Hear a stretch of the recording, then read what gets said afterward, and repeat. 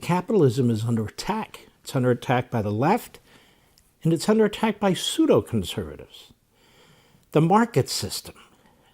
Now, ladies and gentlemen, look around you. As bad as it is, it's better than any other place on the face of the earth. It's better than China and Russia. It's better than France and Britain. Why? Because we're still more capitalistic than most other nations. Now, the system's unraveling. There's no question about it. It's under attack. It's under attack by the Marxist left, and they write books about it. It's under attack.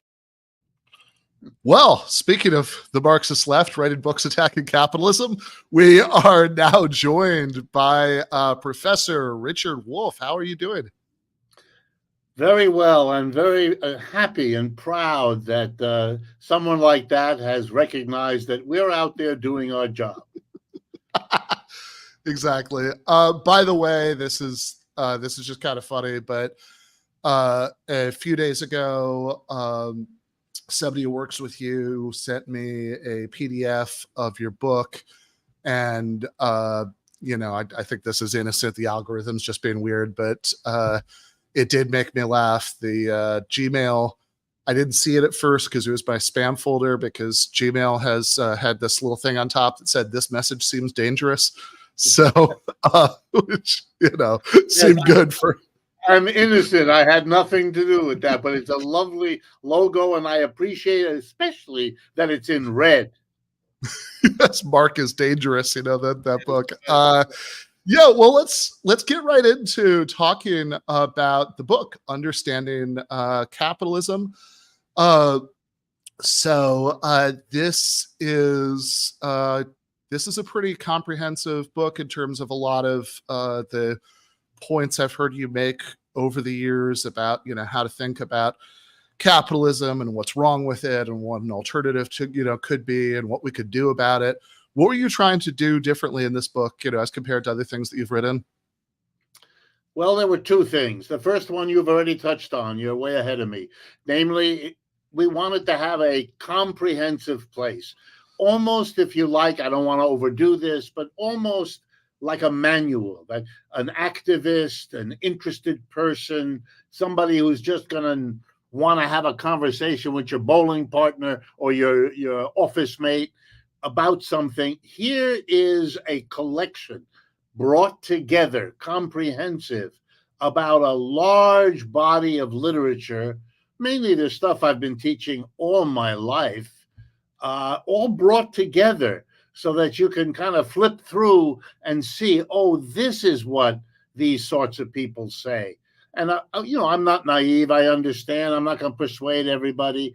But if there's an honest looking for what Marxist type people have to say about something, you're going to find it in this book. You're going to find it condensed and presented in the best prose I know in terms of how to reach an audience. You don't have to be technically adept at the PhD course and none of that. This is designed to convey understanding and to work with the reader to make you aware. Even if you like capitalism, I think this is a kind of book you're going to want to read, because if you don't have a good answer for a lot of what's in here, then you're going to have to rethink about why you're committed to capitalism. And that's a healthy thing for anybody on any side of the issue to do, as you, with your focus on argument, you know all too well. So that was the first first thing. The second one was, look, I'm a little bit unusual. Lord knows why. I'm married to a psychotherapist, and we've been working for many, many years trying to figure me out along the way. What I mean is this. I went to all the fanciest schools in the United States, even though my parents had no money. I come from refugees from Europe who came with nothing. I went to all the fanciest schools. They tried to make me a great champion and cheerleader for capitalism, which is mostly what formal economics is anyway, all the way back to Smith and Ricardo. Yeah, I've heard you point out in the past that it's a kind of funny thing about universities. They'll have one history department, one literature department, and then essentially two economics departments. One of them is called economics and the other one is called business, because one of them is giving you the cheerleading for capitalism, and the other is giving you practical information about it. Exactly. But the thing about me that may make this book different, I hope so, is that I've always been an activist. That is, all the way back to my college days, I had a gut level sense, my God, we can do better than capitalism. Just the way a person who was a serf in medieval Europe or a slave in any of the slave societies woke up many mornings and said, it's got to be better than this, what we could achieve as a human community. So, I mean, just to give you an idea, I helped organize the Green Party of New Haven, Connecticut. I was its first candidate for the mayor of the city of New Haven, 1985. I got 10% of the vote. 2 years later, 1987, I ran for what was called or is called the Board of Aldermen in the city, sort of the city council in other parts of the country. I got 47% of the vote. I learned in those two races when I was politically out front, and the local newspaper, the New Haven Register, used to refer to me as the Red Green because that was cute and they could make fun of it. But you know what I learned? I learned that if you go door to door and you talk with average people, New Haven is a complicated city of many different races, classes, ethnicities, and so on. If you go door to door and you sit down at the kitchen table, you talk a half an hour or an hour, you're going to make a lot of friends. When the second time when I ran for city council in my ward, my district where I lived in New Haven, I got 47% of the vote as a Green again. In other words, there was nothing about my leftism, which I didn't hide, my anti-capitalism, which I didn't hide, that made it impossible for me to talk with people. Not at all. Quite the opposite. So I got the idea, look, if you work on it, you can shape, you can fashion the critique of capitalism in a way that makes a lot of sense to everyday people who are not going to read a lot of books, but who want to think about this, who have been, who want a conversation like this, and will respond very, very sympathetically. This book is a merger, a kind of coming together of what I learned as a teacher and a student on the one hand, but also what I learned and want to do for activists on the other, at least those who understand that whatever the issue is, that rocks your boat, that drives you, whether it's climate change or racism or anti-sexism or you name it, sooner or later you're going to have to confront that those social problems are linked one to the other through something called the economic system. It's not that the economic is more important than the others. It isn't. I don't think that for a minute. But it is the link. It's part of the problem.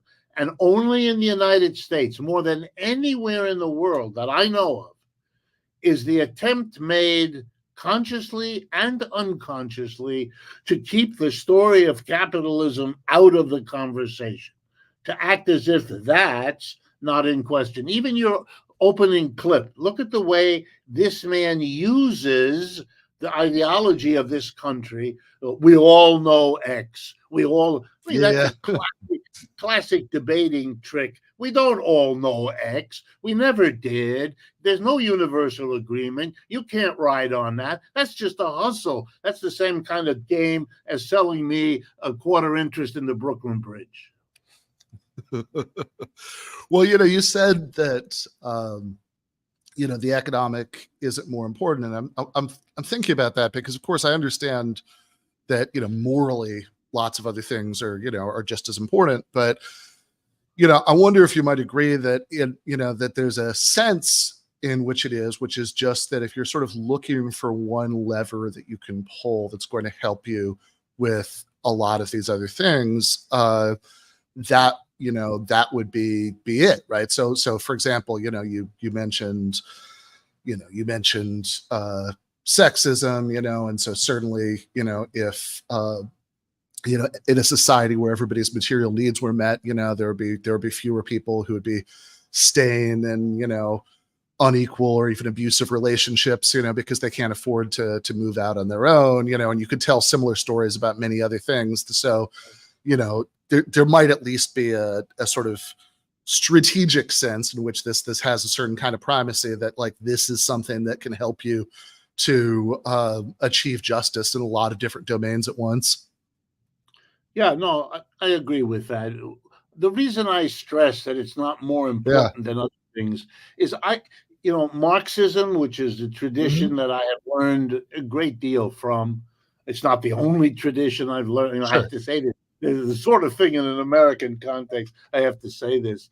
It's not the only tradition I've learned from. If you know anything about the Marxist literature, you know that he studied Smith and Ricardo very closely. He wrote one of the greatest detailed analyses of Smith and Ricardo that exists in any language. So obviously, to say that you study Marx is not exclusive of other traditions, because Marx himself was deeply respectful of the traditions other than his own from which he learned. And I have that too. I'm reminded in thinking about your point of what my mother used to say. She used to say at the dinner table, money will not make you happy, but the absence of money will do a lot to make you unhappy. Right. In other words, she wanted us to understand not to overvalue it, but not, on the other hand, to undervalue what we do. And you're right.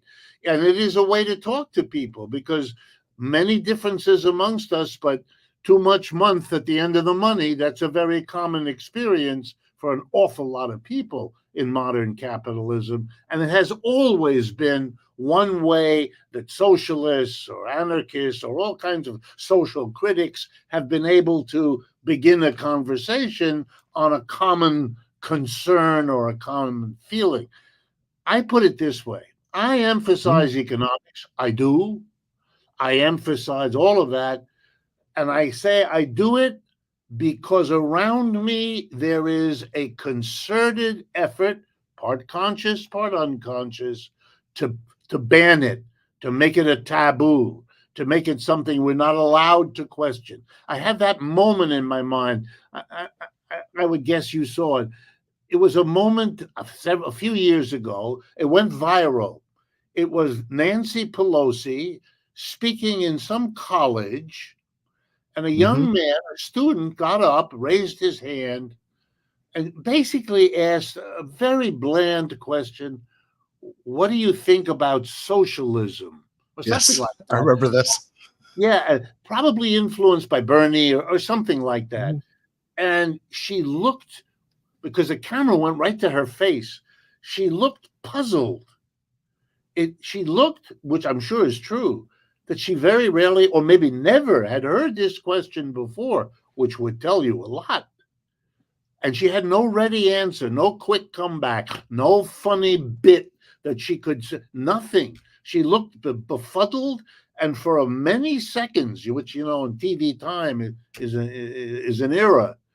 And then she finally looked confusedly at the young man, who was perfectly pleasant. There was no tension in the room. She looked at him, she said, and this is almost a quote, "We are all capitalists now." And I remember thinking to myself, bingo, this is a story, which I'm doing, that I'm going to repeat, because it captures, we have two parties that don't question capitalism.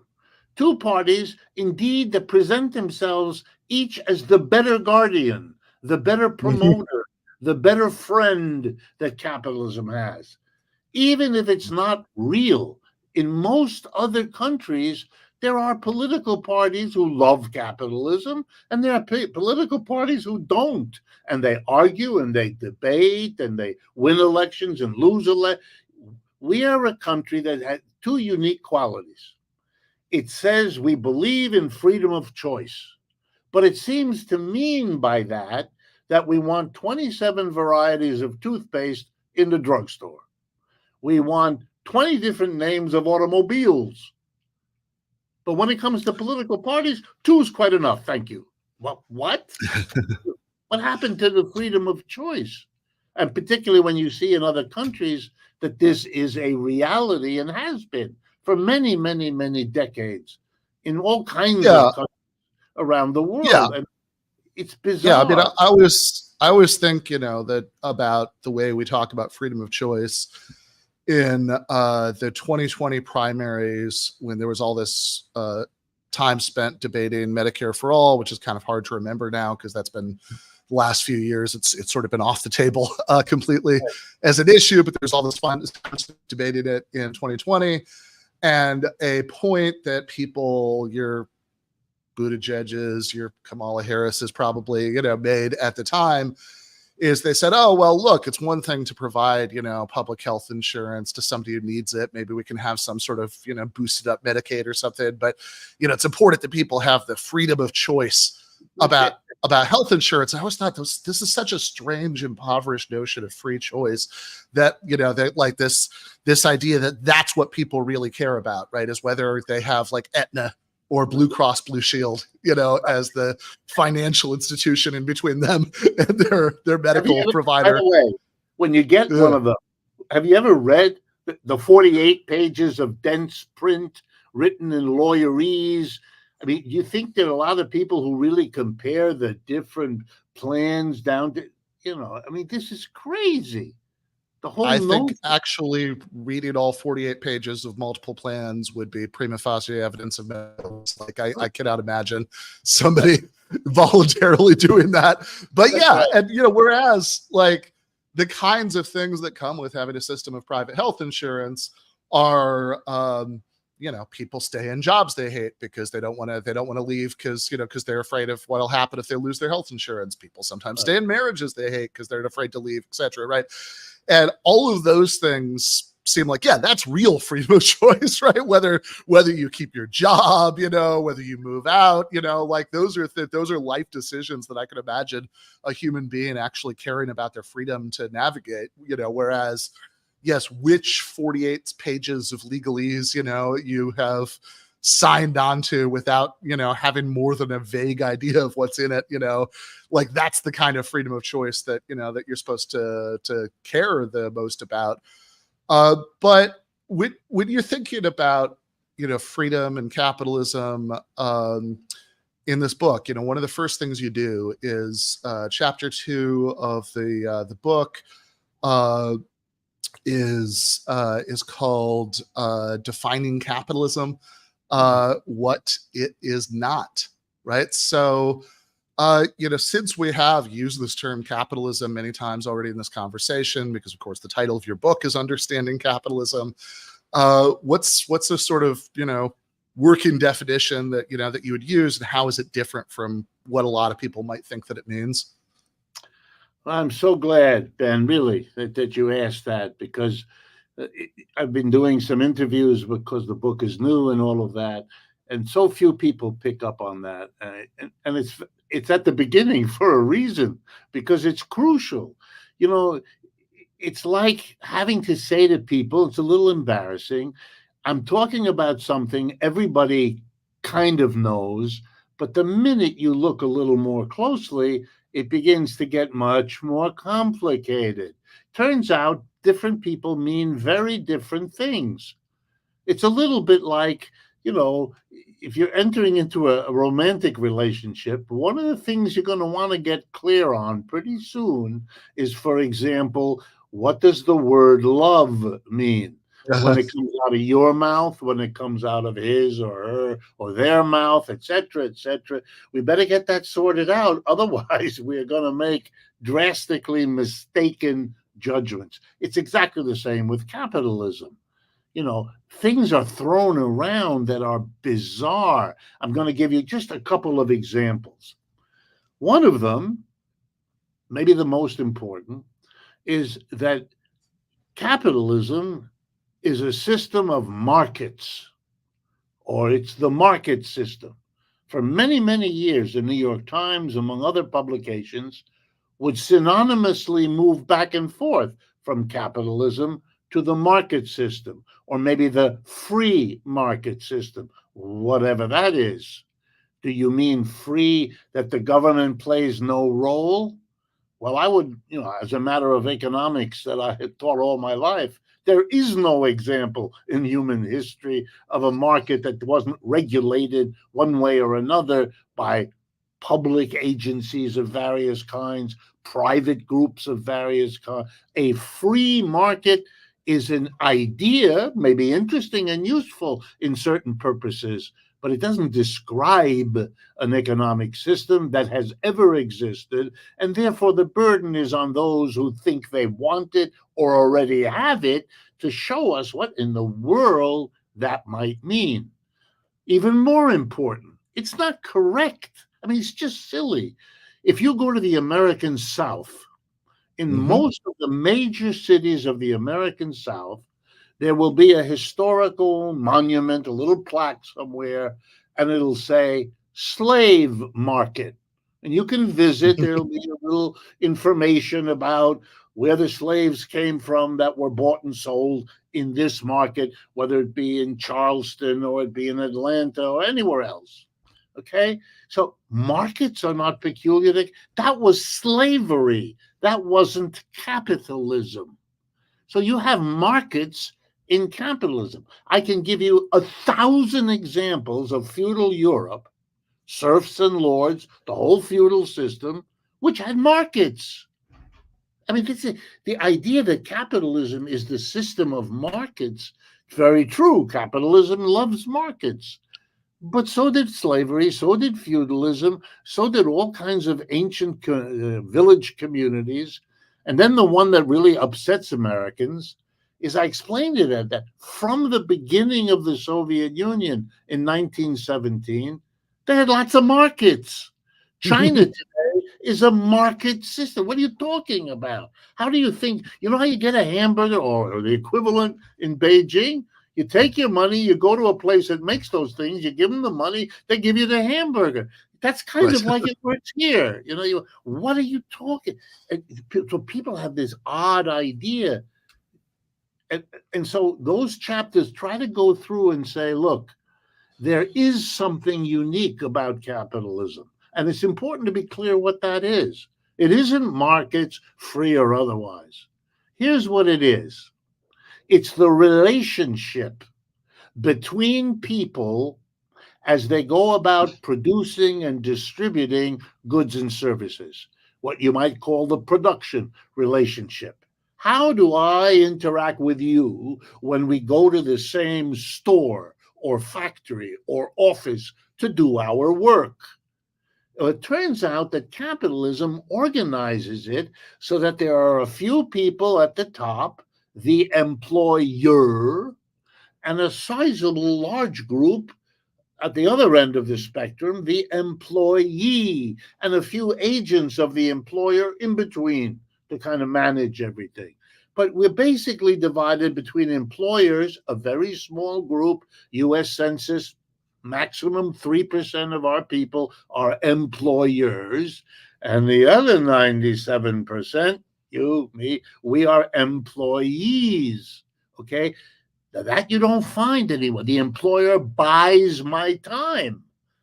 5 days a week, 8 to 5, I give my brains, my muscle over to the employer. He tells me, sit there, not over there, work this way with that machine in this manner. And when you're done, put it over there and then get the hell out of here and go home, have a pizza, a beer, come back tomorrow, and I'll have another bunch of work for you to do. That's a very interesting relationship. It is very different from the lord and the serf. It's very different from the master and the slave. That's how we distinguish slavery and feudalism from capitalism. The Iroquois Indians in the Mohawk Valley in New England, they organized their village economy in yet another way, a communal, collective way. That's where the phrase "takes a village to raise a child," that's where it comes from. It's a different way of doing everything, but including child rearing. We don't do that way. That's very important because it gives us a way to talk about capitalism, having defined it, what it is, what it isn't, and now we can have a productive conversation. Otherwise, the conversation goes like this. You're saying something about capitalism, but you mean something altogether different than what I mean. And so we talk past each other. So the first thing this book does is say, let's stop. Here's what it is. Here's what it isn't. And by the way, I mean this. I don't require anyone to agree with me. Sure. Everyone will be better off knowing what some of these key differences are. Take your own position. You can call it, you're free. No one's holding you back. You're free to make whatever definition you want. What you can't do, legitimately anyway, is to act as though you have a definition. You don't have to define it. You don't have to clarify how it's different from others. And you don't have to defend why you chose that one out of the half dozen that are available. That, I think, is intellectually dishonest. So one of the reasons you see that at the beginning of my book is I want to put my proverbial cards on the table. Here's what I think it is. Here's what I think it isn't. This is my reasoning. Now you're free to go with me, not with me, part of the way, all the way. That's the reader's prerogative.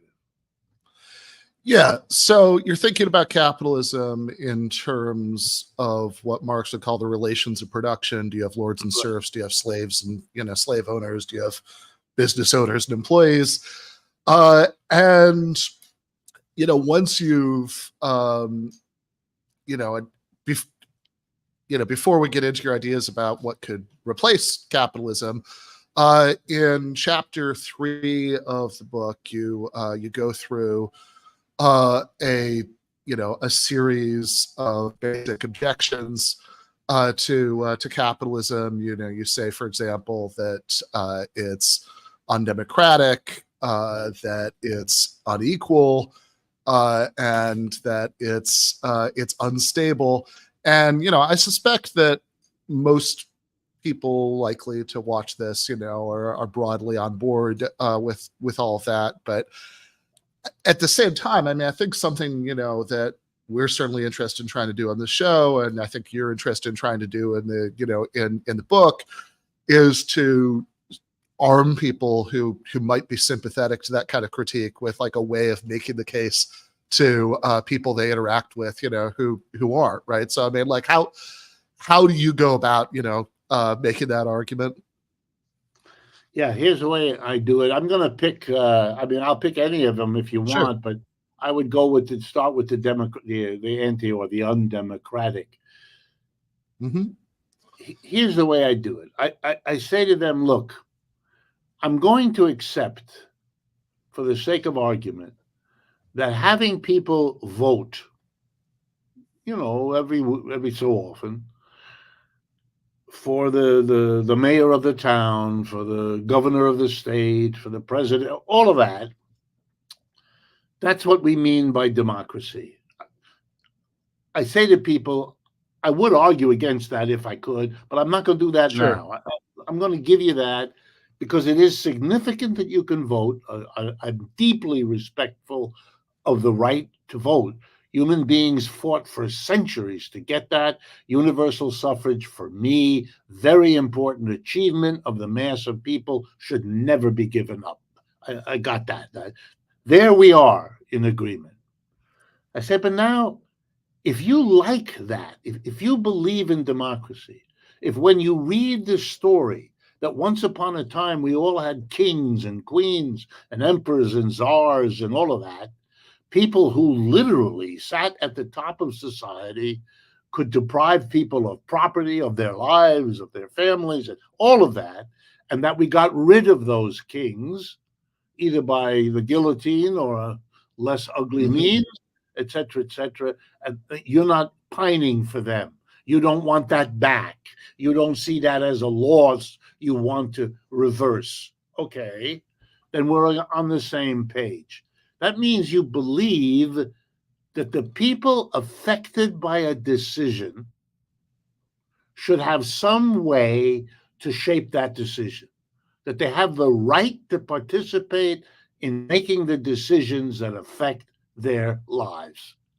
You know, when I was a young person, the most vibrant organization on my campus was SDS, Students for a Democratic Society, and they hammered at that point so that it became the common language of people, including those who hated SDS.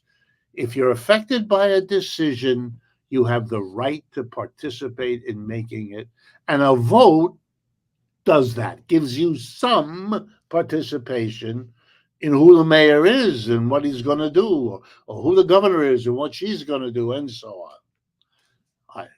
We're all clear. We have that in our mind. Now I come and I hit them with the point. I said, when you go to work, you cross the threshold.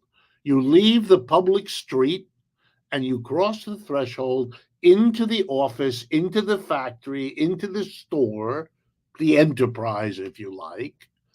And suddenly, democracy is out the window. It's gone. You don't vote for who the CEO is. You barely know the CEO's name, but the CEO can fire you.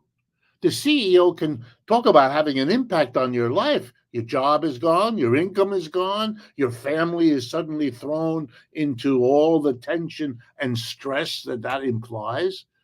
You have no power over that person at all. He's elected or she's elected, but not by you. He or she, as CEO, makes lots of decisions that affect your life, including whether you keep the job or not, whether to hire you, fire you, make unbearable noise, make you work longer hours, change your pay, change your work schedule. 100 ways you are impacted, and you have no say at all. Nothing. You are basically told by the supervisor, the foreman, or whoever you have over you, you got two choices. You want your job, you do this. You don't do this, you don't have a job. Your choice, freedom of choice, you can leave. But of course, if you leave, you know what's going to happen? You're going to look for another job. And you know what you're going to find at that other job? Pretty much the same conditions that you had at this job, as far as what I've just said. So there is no democracy in the workplace. In the capitalist workplace, we haven't organized it. We could, but we didn't. And from day one, say here in the United States, from the days of the 1774 and our revolution, or however you want to do it, we established voting, we established a certain political democracy, but we've never dreamed of sticking it inside the workplace. And then I look at whoever I'm talking to, and I say, come on, Jack or Mary, you're an adult. You spend the best hours of your life in the workplace. 5 out of 7 days, you get up in the morning, you brush your teeth, you get all ready, you go to your job. That's where you spend your 8 hours that you've been building up to. And then you go home to recoup so you can do it again.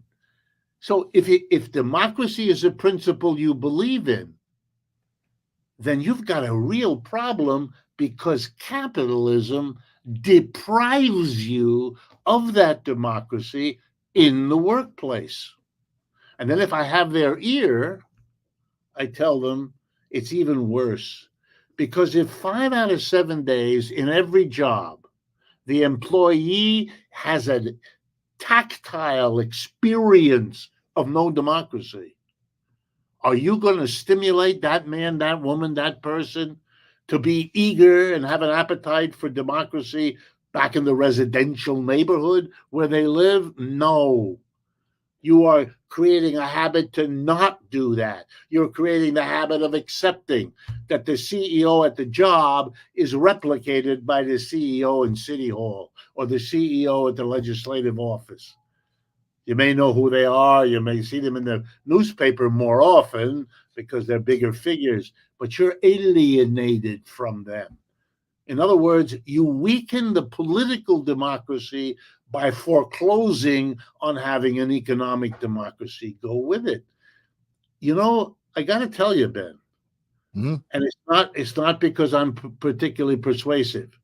That is a powerful argument. You give me a half an hour to an hour with reasonable people who may not agree with me on a good number of things, but on that one, they may not have agreed with me at the beginning, but they're going to think a lot more about this than they did before. And that's why I use it. I learned this from other people. I saw what that argument was able to do. It's a very, very powerful argument. And not just in the university, in the factory, on the shop floor, at the bar, wherever you might be, when these issues come up as they do, and as they do now more than I ever have in my lifetime. I got to tell you, since I got, white hair, I'm older than you. People like me, and me included, have tried for a long time to figure out how to make progress with our ideas, how to get more people to agree, which is our job. I always thought of that as part of my job. And I got to tell you, the last 10 years have been unlike anything that went before. I was very active as a college student in the 1960s. The war in Vietnam really changed me around in many ways. But I've never seen, I did not expect to live long enough to see what I see now. I understand what's scary in the environment. I do. We all do. You have to be dead not to see it. But what's not getting the attention, and maybe that's a good thing, is the fact that there is a building wave. In my more ebullient moments, I might even say a tsunami of people on the left in this country, even if they don't think of themselves that way, who are realizing that this system is in trouble. This system is not what we expected. Even in the MAGA movement, the very choice, make it great again, is a recognition, however dim, that it's not there anymore. And yeah, they have their story to tell about that. It's not our story, but we do have the same trajectory in our heads. And I think you're going to see in this country, based on my lifetime here. I was born, by the way, in Youngstown, Ohio. I come from the middle of the country. My parents were immigrants from Europe. So it's different. But on the other hand, my father was pushing a wheelbarrow in Youngstown, Ohio, when I was born. Youngstown Sheet and Tube Company. It was where he worked. That's the job he could get as a refugee. It was an unskilled labor's job. But I've never seen this country as open as now to the kinds of things I'm saying. And that, too, was a major stimulus to write such a book. Yeah, I think this is something you and I have talked about before. I think it might have been before or after I was on air when I was on your show a few years ago in New York. But my mother grew up in Youngstown, so I grew up. Yeah. Back in the era when the steel mills were belching out so much all the time that people. My grandmother worked as a nurse in a public hospital in Youngstown. And, I remember her saying once that they were shocked when they would see somebody with pink lungs, because it was so, it was just being there was smoking packs a day. And, by the time, I was growing up, of course, that was in the past, but I grew up visiting Youngstown, and not that many years ago, me and my ex-wife used to stop through Youngstown pretty regularly to visit a relative who was still there. And I have to say, in terms of your point about MAGA, this is, Youngstown as it is now is just, and really since I've been visiting there, I mean, I can remember my grandfather when I was visiting Youngstown, seeing him drive at night and every, red lights were yield signs, right? The crime rate is such that, you didn't want to linger, at red lights at night. And like, it's just such a dramatic, like that, everything about that city now, I mean, is such a dramatic illustration of that thing about what I, optimistically would still like to call late capitalism, that that leads people to nod along to sentences like "Make America Great Again," right? Yeah. As in, like, right now, things are not, things are not what they should be, right? Because it's the sort of face of deindustrialization in a place like Youngstown, even now, right? So long after, most of the steel mills closed, is just such a grim illustration of, what this society, what this way of organizing a society can do. And of course, it goes to your point just now about, the undemocratic heading of the third chapter of your book, and of course also the second one, the unequal part, because those decisions, right, to take, in many cases, profitable steel mills and relocate them somewhere else where you can make even higher profits, are things that impact vast numbers of people's lives, and dramatically, like, can destroy vast numbers of people's lives. But of course, most of the people whose lives are impacted by something like that, have no input on it whatsoever. That's right. Look, I use the example because, being an economist, I study these numbers, I'm familiar. But you take Detroit. In the 1970s, Detroit was the place that presidents of the United States took foreign visitors. Some president of some other country visits Washington, they have their meetings and all that, but they take an airplane, they go to Detroit, and the president, whoever that president happened to be, and it was true for Republicans, Democrats, didn't matter, showing them this metropolis, 2 million people in 1970 in Detroit, making it one of the 10 biggest cities in the country. And there were the Ford and GM and Chrysler and all of the workers.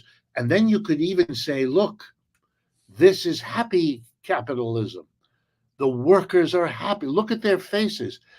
And these were UAW workers, at that time the most powerful union in the United States, that under the left-wing Ruther brothers had become a very powerful union, able to deliver extraordinary wages and benefits to workers. So exceptional that even after the great migration of large numbers of African Americans from the American South went to Detroit, hoping to get jobs in the auto industry, were able to get a significant number of them, so that this president could even show black and white working together, living pretty near each other. The black workers had their homes and their cars in the driveway and the whole bit.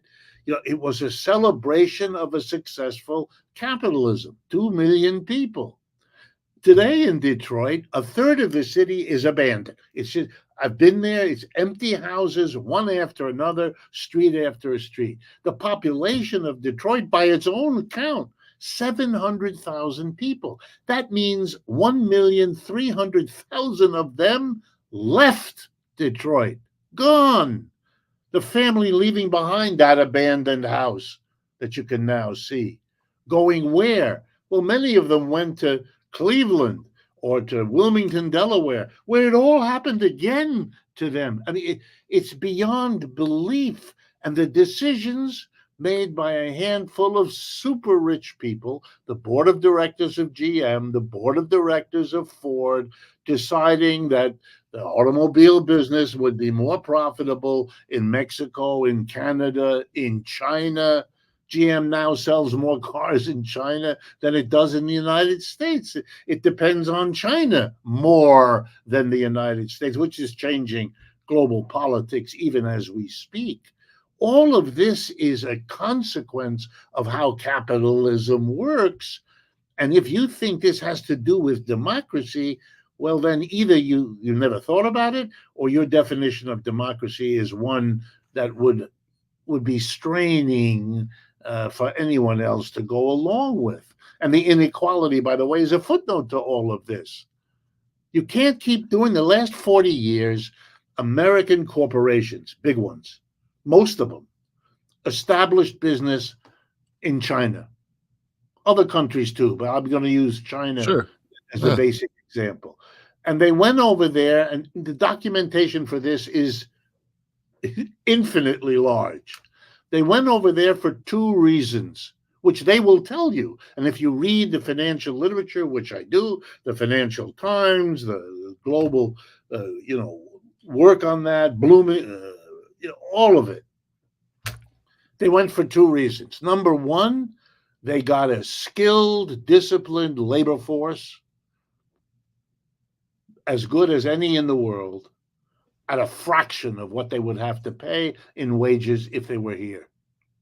They went from a high wage to a low wage situation. Number two, because everybody else was doing this, Japanese capitalists and European capitalists all going into China at the same time. In fact, the Europeans and the Japanese were ahead of the United States. That's why Kissinger and Nixon had to go to China to catch up. Anyway, that was the fastest growing market in the world because everybody was coming there, hiring all these people. There was a limitless amount of rural people coming into the cities of China. So it was what? It was where the wages were lowest and the market was growing the fastest. Well, I've taught in business schools. That's what we teach young entrepreneurs. You want to be wealthy? You want to succeed? Go to where the wages are low and the market is growing. China is the place. They went. And the Chinese said to them, no surprise, you can come here. We welcome you. Come here and hire our people. Come here and sell into our market. But you got to give us something. Right. You got to give us access to your technology because you're ahead of us in a lot of areas, which we were then, not so much now, but then a lot. And the last thing that the Chinese said, we can produce it. We can produce as good as you can, and we'll soon be doing it better, and we can do a lot cheaper. But we don't have any way to distribute in the United States. So we want you to work with us to give us access to the market in the United States through distributors. Okay, I can then show you a line in which Amazon, Walmart, Target, they are all creatures of China. I mean, they're separate private enterprises. They were the agent that bought the high-quality, low-priced Chinese commodity into every American city and town. But nobody held a gun to anybody's head. This was a deal that was made. It advantaged the United States. They made a profit they had never imagined before. The last 30 years, the people who own shares, the 10% who own 80% of our shares, made out like bandits because they got their fingers on some of this profit from China. They loved it. They promoted it. They gave it a name, neoliberal globalization. Doesn't matter. They did really well with it. They loved it. But for the mass of Americans, their jobs disappeared. They were, they became greeters at Walmart, handling the Chinese commodities that they could no longer produce. There were winners and losers, in short. And the gap between them is called inequality, economically speaking. And that's why it's gotten worse for the last 30 to 40 years. There's no mystery here. There's no, let me tell you a story because, and I may have told you the story before. If I do, stop me. When I was a graduate student, like getting my PhD in economics at Yale University, it was dominated by males. There were very few women who took economics courses, even fewer who majored in them, and I mean, almost none who went to graduate school. So if there was a young lady in the class near us, we, the boys, the men, noticed it. Sure. You noticed that. So I had in my class, in some of my classes, a young lady who appeared there who was a student just like me. Her name, Janet Yellen. See, so you know her name in the way you don't know mine, because she had quite a history afterwards, as she does now. Well, every year or so, she gives a speech, and I kind of follow her because I knew her back then. We had the same teachers, the same books, the same classes, took the same exams. I really know about economics, pretty much what she does because we were learning it together. Mm-hmm. She gives a speech where she says, correctly, that the inequality is getting worse and worse, and that's a real problem. Because if some people are not enjoying the prosperity of our great economy while other people are, that's going to lead to trouble. You don't need to be a genius to figure this out. She figured it out. She says it. And from everything I can tell, she means it. She's sincere about it. She recognizes it as a problem. But she has been presiding over the most powerful economic institutions in our country, the Secretary of the Treasury, the head of the Federal Reserve, you name it. And it keeps getting worse year after year. The people at the top are either unwilling or unable to do anything about a capitalism that is making more and more inequality, which again, I think most people would agree, fuels the very social tensions and hostilities, the MAGA movement, the reaction to the MAGA movement, the violence that we see, even the events, if we had time, like the war in Ukraine or Mm-hmm. the activity in Gaza. Capitalism is now a global system. And in some sense, it is a player in those areas where really horrible things are happening. The people of Ukraine, whatever you think about the war, are being decimated. Their country is being literally pulverized. And the same thing we all know in Gaza, and who knows now with the latest story, and perhaps in Lebanon as well. This is a system that is doing really bad things around the world, and there ought to be a debate about capitalism per se, rather than dancing around the edges and never facing that particular part of the story. Yeah, I mean, I actually want to linger on that last point about capitalism and war, because this is,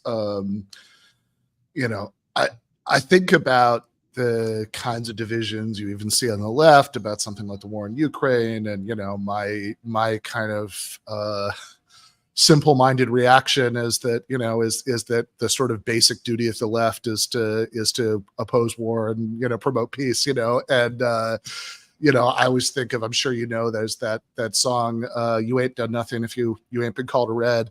And one of the lyrics, right? The lyrics about marching and organizing, and and they rattle off the causes, and then they end with an "and always against war," right? Because it's sort of taken so much for granted, right? That this is a kind of core commitment of the left, which I have to say makes sense to me, because if nothing else, I mean, look, who dies in wars, right? I mean, people, politicians, people who own, companies that manufacture weapons, these people don't die in wars, right? They're not mutilated, it's the working class. Yeah, absolutely. That's why, that famous parallel between the leader of the American Socialist Party, Eugene Victor Debs, and the leader of the Russian equivalent, Vladimir Lenin. They both went to jail. They both became culprits in their society because they dared to stand up, both of them, and say to their respective working classes, this is not a war you should participate in. Wars are when working class of one country is shooting the working class of another. We're not the winners. We are always the losers. And therefore, the war can't happen if we don't fight. We should not fight. They put Debs in jail. He ran for president from jail back at the beginning of the 20th century. Lenin was incarcerated, but then could escape, went and lived in Switzerland for a while before he went back. But it's absolutely. And let me be very personal in Sure. case it's relevant. When I said to you at the beginning of our discussion that my parents were refugees, my mother was born and raised in Berlin, Germany, and my father was born and raised in Metz, M-E-T-Z, which is a city on the border of France and Germany, technically part of France. So I have a French father and a German mother. Why were they refugees? They were running from Hitler. They were running from the Second World War. That's why they came. All right. About 2/3 of my family were killed in the concentration camps. Yeah. You know, I lost my aunt in Auschwitz.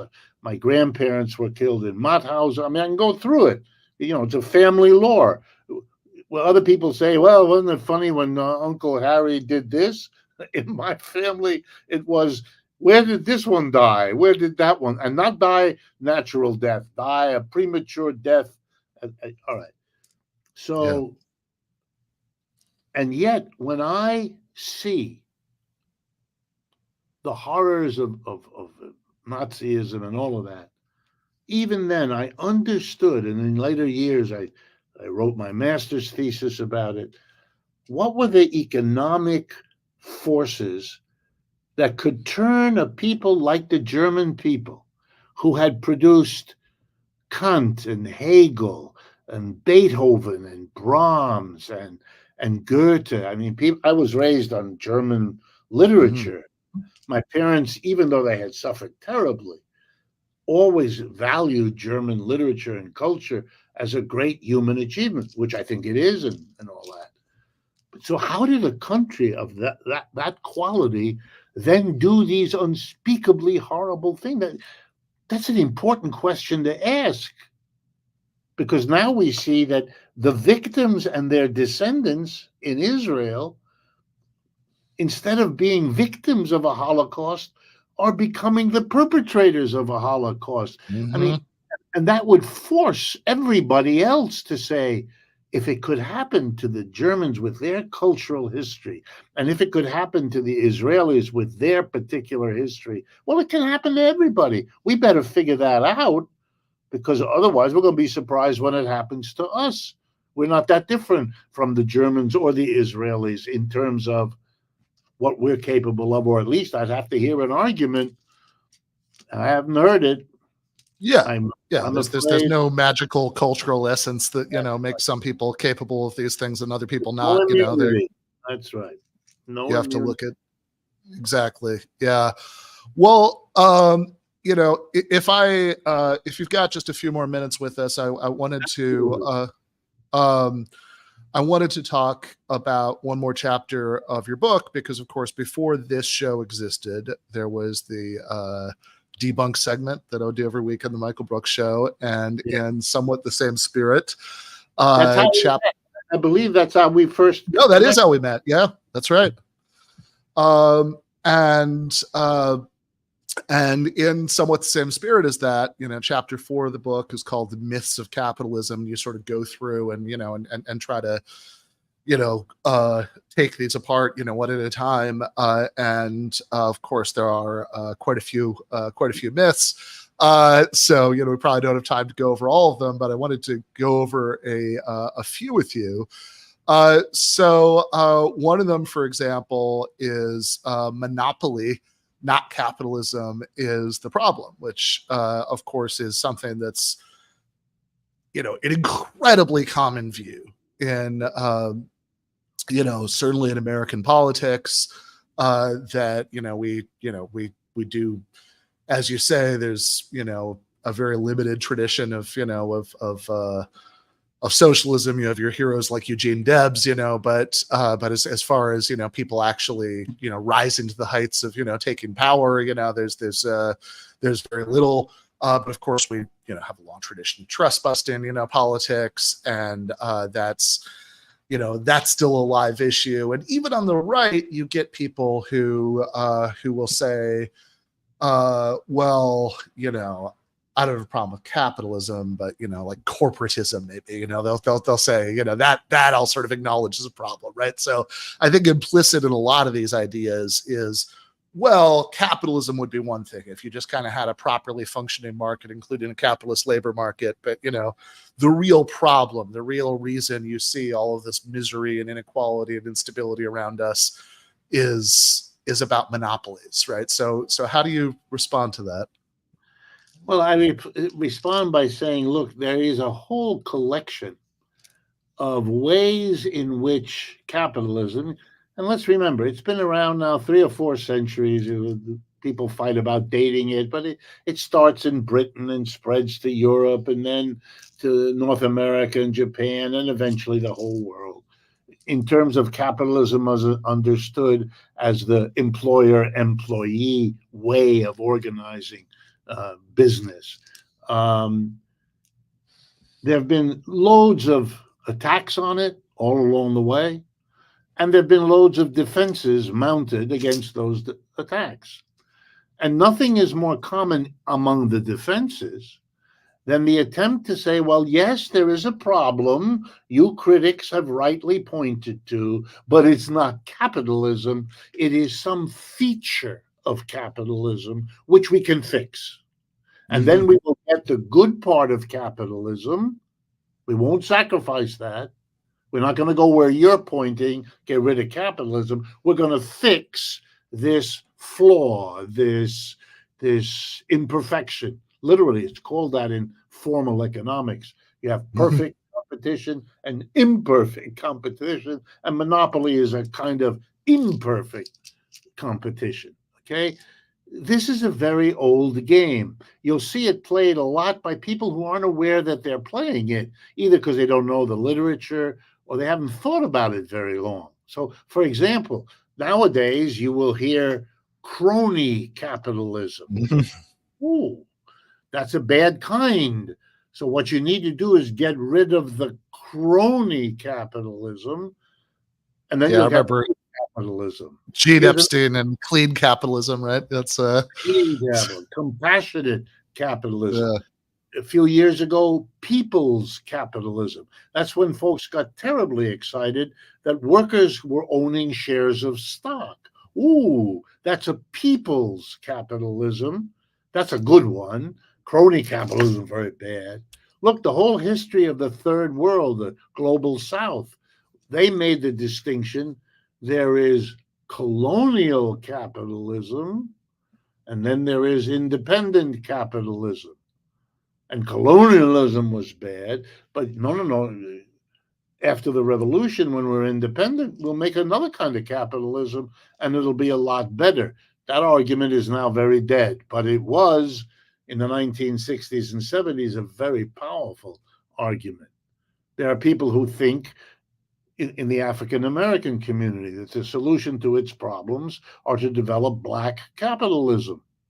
That for them, the problem of capitalism is that it was dominated by whites, which it clearly was. And if they could undo that somehow, fix that somehow, they could have a black capitalism that would be as successful for them as white capitalism was for the whites, which interestingly denies the importance of African Americans to the success of white capitalism. The United States, for example, had nothing to sell to the rest of the world at the beginning. It had furs, it had junk from North America, which nobody in the world wanted very much. They had to come up with something that was valuable. And finally they did. Cotton. Why? Right. Because Britain was the engine of capitalism around the world. And how did that engine work? How did it succeed? By producing cotton textiles, by giving the world a way to clothe the human being that didn't depend on an animal like a sheep for the wool, that could be grown anywhere, well, not anywhere, but in large parts of the world. So the United States, early in its history, came face to face with the reality. You got one thing that the world will pay you limitless amounts of money for a limited quantity, limitless. And that's cotton. And you have moist, hot climate in parts of your country where you can grow it. And you have a wonderful ocean, you can ship it. You have everything except one thing. No labor. They even tried to get the indigenous people before they killed them to work. Right. That didn't work. The so-called Indians wouldn't have it. So we solved the problem by black slaves who produced this very profitable commodity, which gave the United States its beginnings as an accumulating capitalist society. White wealth is dependent on black, not out of a moral argument, but out of the hard economic reality of our society. So what you see here is capitalism is great. It's just when there's a monopoly, when there's only one or two sellers and they're super big, they take advantage. See, all of that is true. When there are only a few, they take advantage. But the critique of Marx and of most of those on the left like me is not a critique of monopoly. I'll be glad to do such a critique, but you don't need us Marxists for that. People who like capitalism have been busy doing that for that's why we have, the Sherman Antitrust Act of 1890 and the Clayton Act early in the 20th century. That became popular wisdom. It still is. We have a big antitrust department. But the problem is you can get rid of monopoly. You still have capitalism. You still have the employer-employee relationship. And here's the irony. Monopoly usually provokes, it's an incentive for itself to be broken by some new, right? General Motors and Ford had a monopoly, but then Tesla, then Toyota, then Nissan, then it's gone. The very wild profits monopolists make bring in the marauders who want a piece of that, which undoes the monopoly. They go back and forth. Very hard to sustain a monopoly. And the only way you can do it for long periods of time is if you have a stranglehold on the government and can make the government enforce your monopoly. We, in this country, we spend more on our health care than any country on earth, 19% of our GDP. Nobody pays anything like that. Why? Because we have a medical industrial complex, hospitals, doctors, medical insurers, and the drug producers and the device producers. They work as a team. They work very closely together, and they have us, and we pay, and they hold that monopoly, and they don't let anybody in. You can't have more than a certain number of doctors. You will not accredit more than a certain number of hospitals. You will put the drug producing through a rigmarole with the FDA. All of it carefully structured over time. It took time. And it can disappear. There's nothing, but that's how you do it. You make it, and then you bring the government in to solidify it. By the way, this is a lesson that the socialists haven't learned all that well. That you still find many socialists trying to tell people that vote for us because we'll get the government to clean up capitalism, to make it less harsh, to make it more friendly. And then they tell you, look at all the things the government does in Denmark or in Germany or in Italy. And it's true, the governments do much more of social supports in those countries. My family is French. You get sick, my family gets sick. They don't care about it. They go to the nearest doctor, they get treated. Everything is taken care of from the day you're born till the day you're dead. There is you don't even have payment. You show a card, everybody gets a card. You show a card, that card is stuck in a machine and it's recorded in the government that you went to a doctor and you had to, but you don't pay money. They have an army of people they don't hire because they don't need them. There's no haggling between the insurance company and the doctor over whether your particular ailment is covered or not. They don't do that. It's socially unacceptable. We don't have anything like that in this country. We allow the government to give that monopoly freely to those people. The politicians are bought off to keep it going. That's how you have a long-term monopoly. It's like our defense industry, it's our medical industry, and you have other industries that are trying to do that too.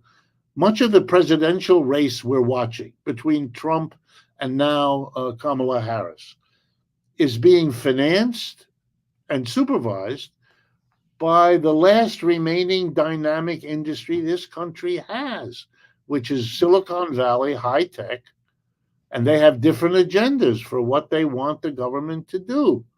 Mr. Vance is a protege of Peter Thiel, who comes directly from that part of the country. I mean, it's transparent once you know to look for it. And we know what they're trying to do. They're trying to construct a secure, which is not easy, monopoly of the Apples and all the others, so that they can hold on to the extraordinary wealth they have accumulated in a relatively short time. And if they're going to go the way of the medical industry or the defense industry, they will succeed. And that will become an area nobody else touches. The way you said, Ben, we used to talk about universal health care, and now there's nothing haphazard or accidental about that. That's been pushed off the agenda by a concerted effort to push it off the agenda. Yeah, no doubt about that. I mean, on the point, about monopolies. I mean, I like what you said. That it's like, look, there's a sort of correct critique of monopolies and case for anti-monopoly legislation that you could make, but you don't need to bring in Marxists to make that case, right? Plenty of other people are willing to make it, and that seems right to me, because of course you've got there are undoubtedly, right, many social ills that monopoly has something to do with. But if you think about the sort of core harms of capitalist property relations, I mean, anybody who's ever worked for a small firm knows that there's no if you work at a smaller firm, that doesn't mean that you have more control over what's going on at the workplace than at a bigger firm, or that you're paid more wages, or you get more break time, or any of that stuff. In fact, if anything, often the contrary. Yeah. Because they're they're working on a smaller profit margin. But it's interesting, because when you bring that up, I'm reminded of this ideological conundrum that I learned as a professor. I used to, at the beginning of my classes, I would hand out a piece of paper or a little 3x5 card. And I often was asked, because I'm a bit of a show person, as you can tell. My mother always wanted me to be a stand-up comedian. That's one you don't hear very often. That's for careers that mothers are pushing on people. Yes, right. Anyway, I would hand out a piece of paper, and I would say, I have some questions. I want to get to know you. You're my students. I can know more about you. I'll make my lectures more interesting for you. Okay.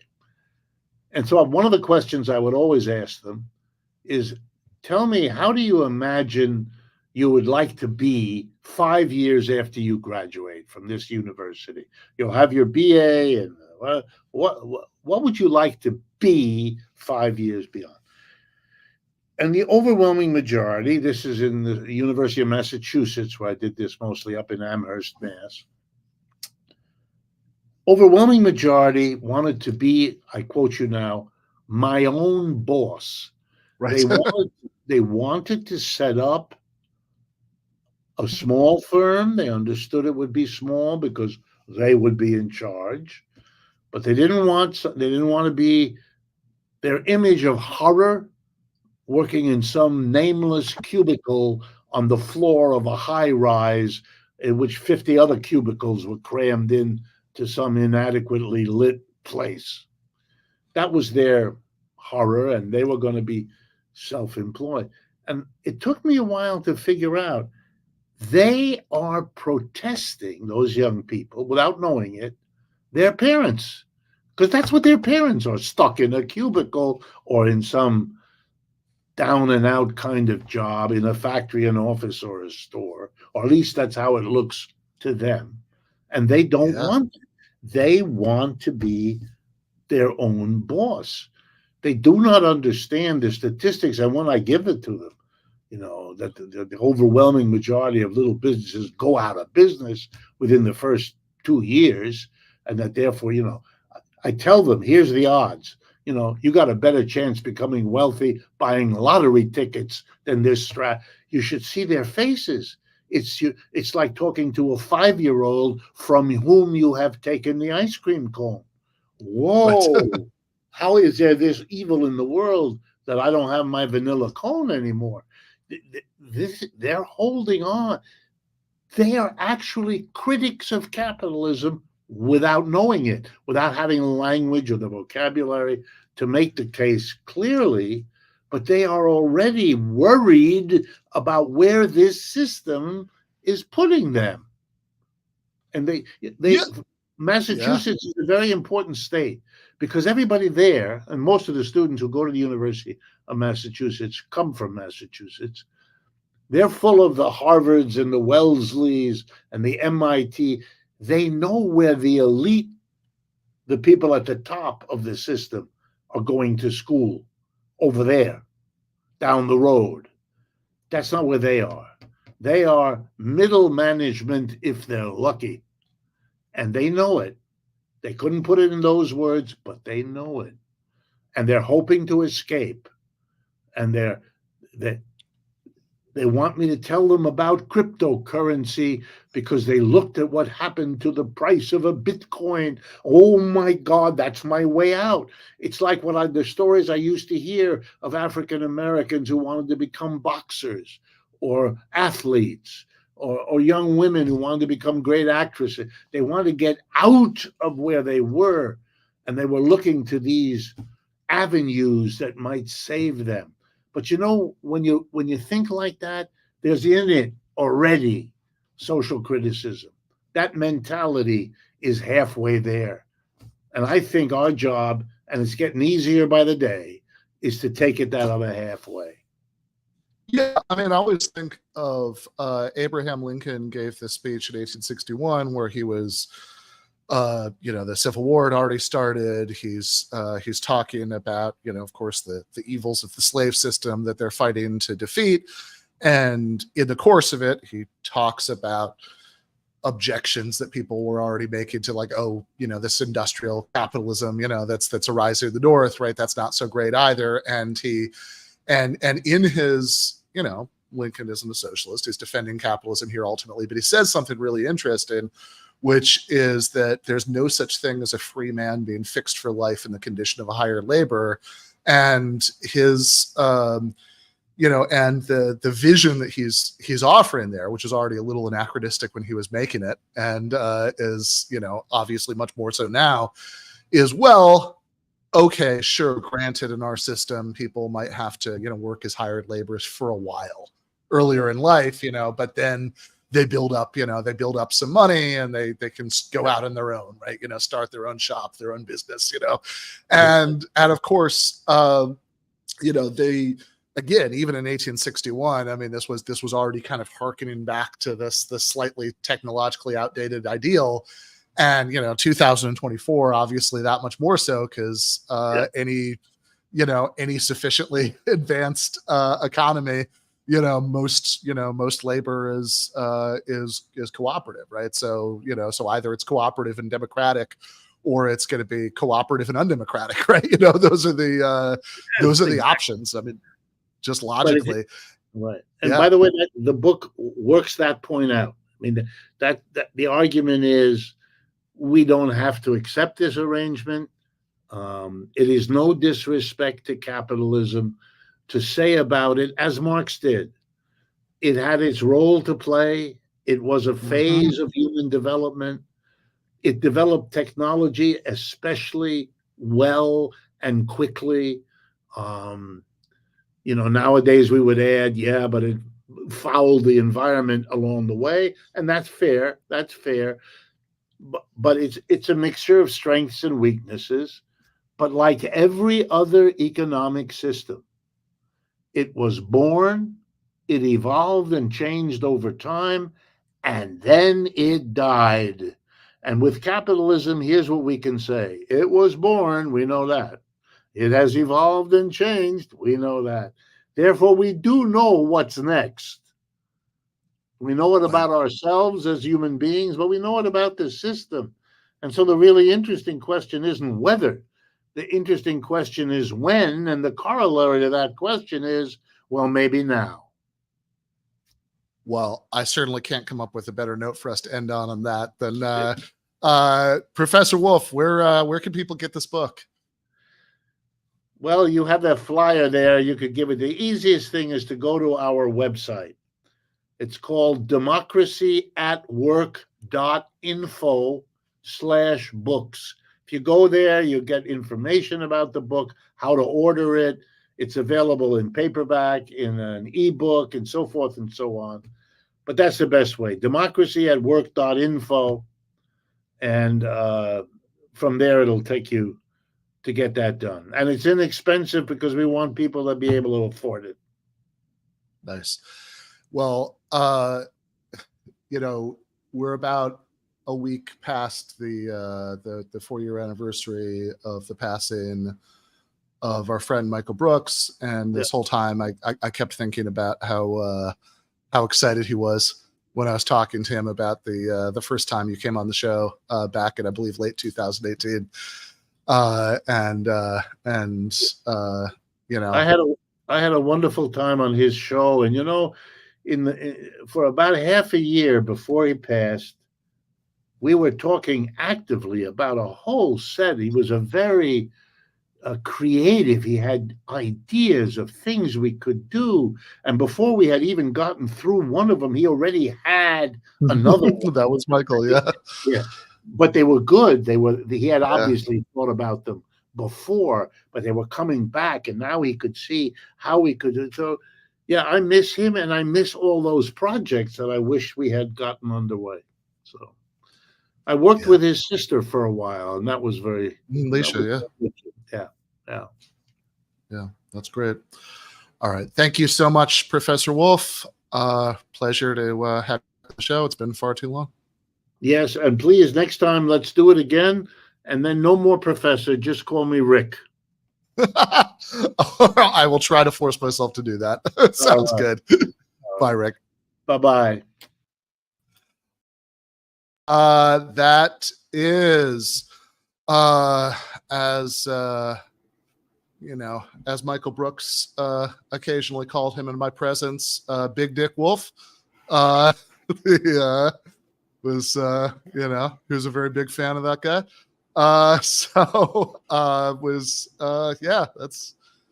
That takes me back. That I really enjoyed that. But we are joined now by the one, the only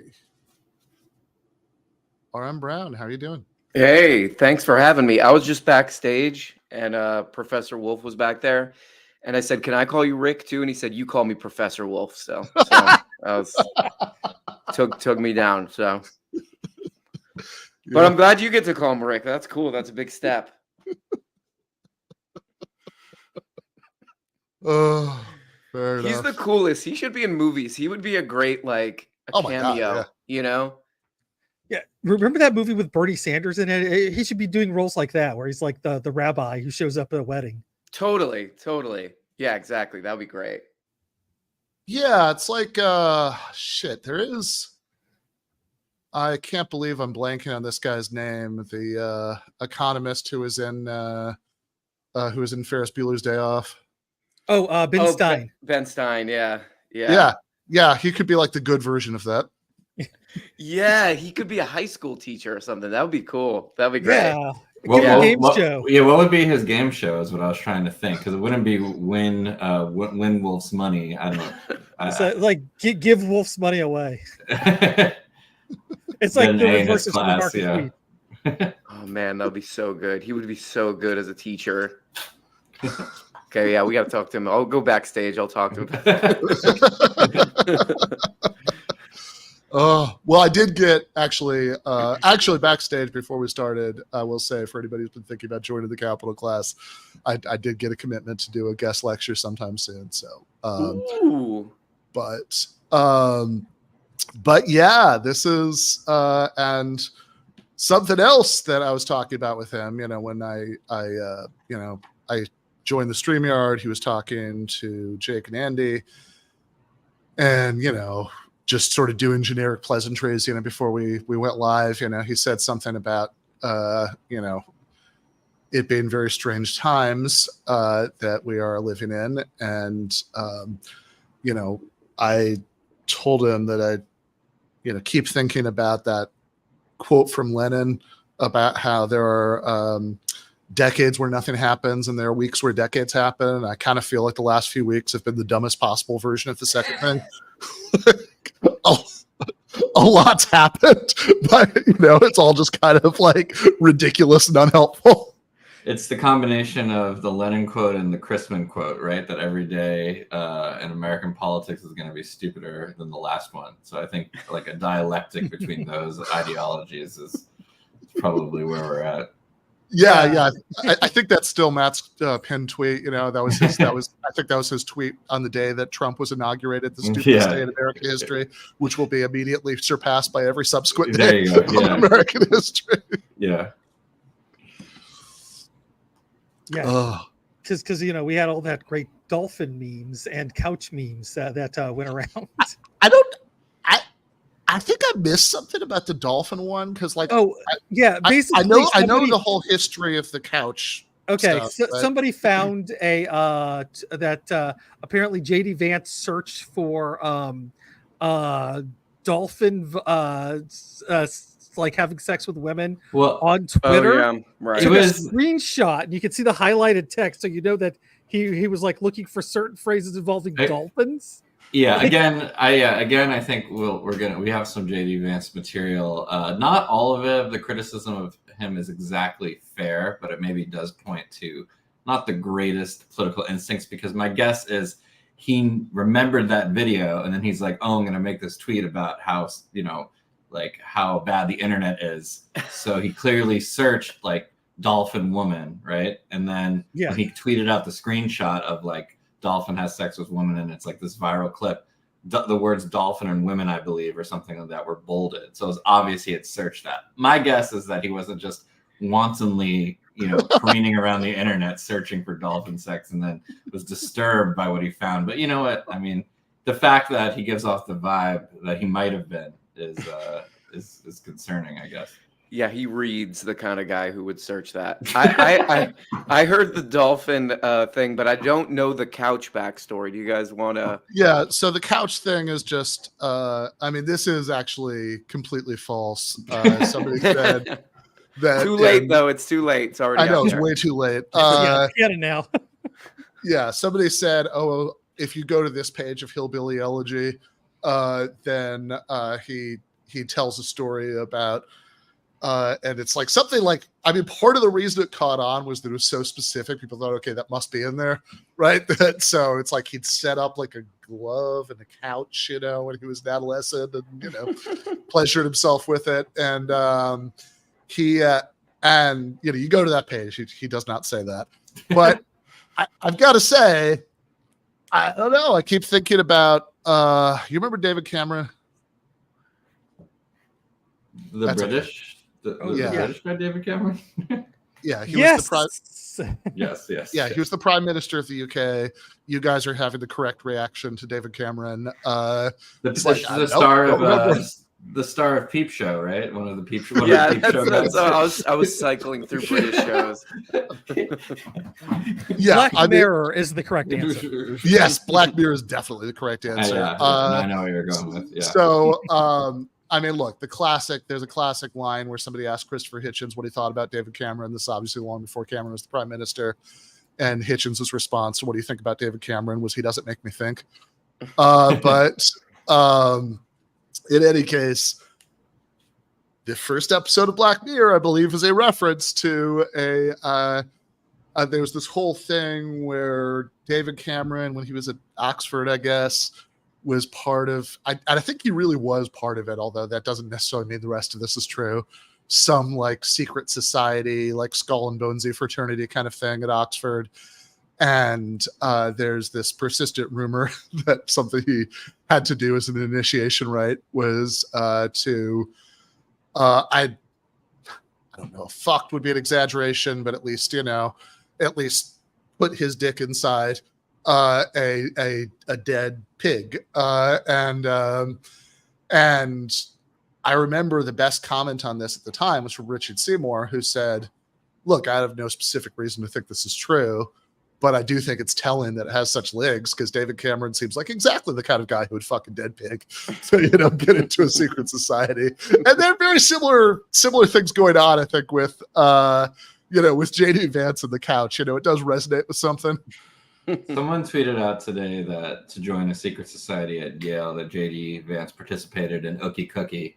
I don't know if seems like you guys don't necessarily know what that is. I luckily got out of the fraternity scene before I didn't end up rushing any fraternity or societies in college. But again, I was like, I don't know, I could believe JD Vance doing some disgusting things to join a secret society. It's kind of what he's up to now, maybe in a more metaphorical sense.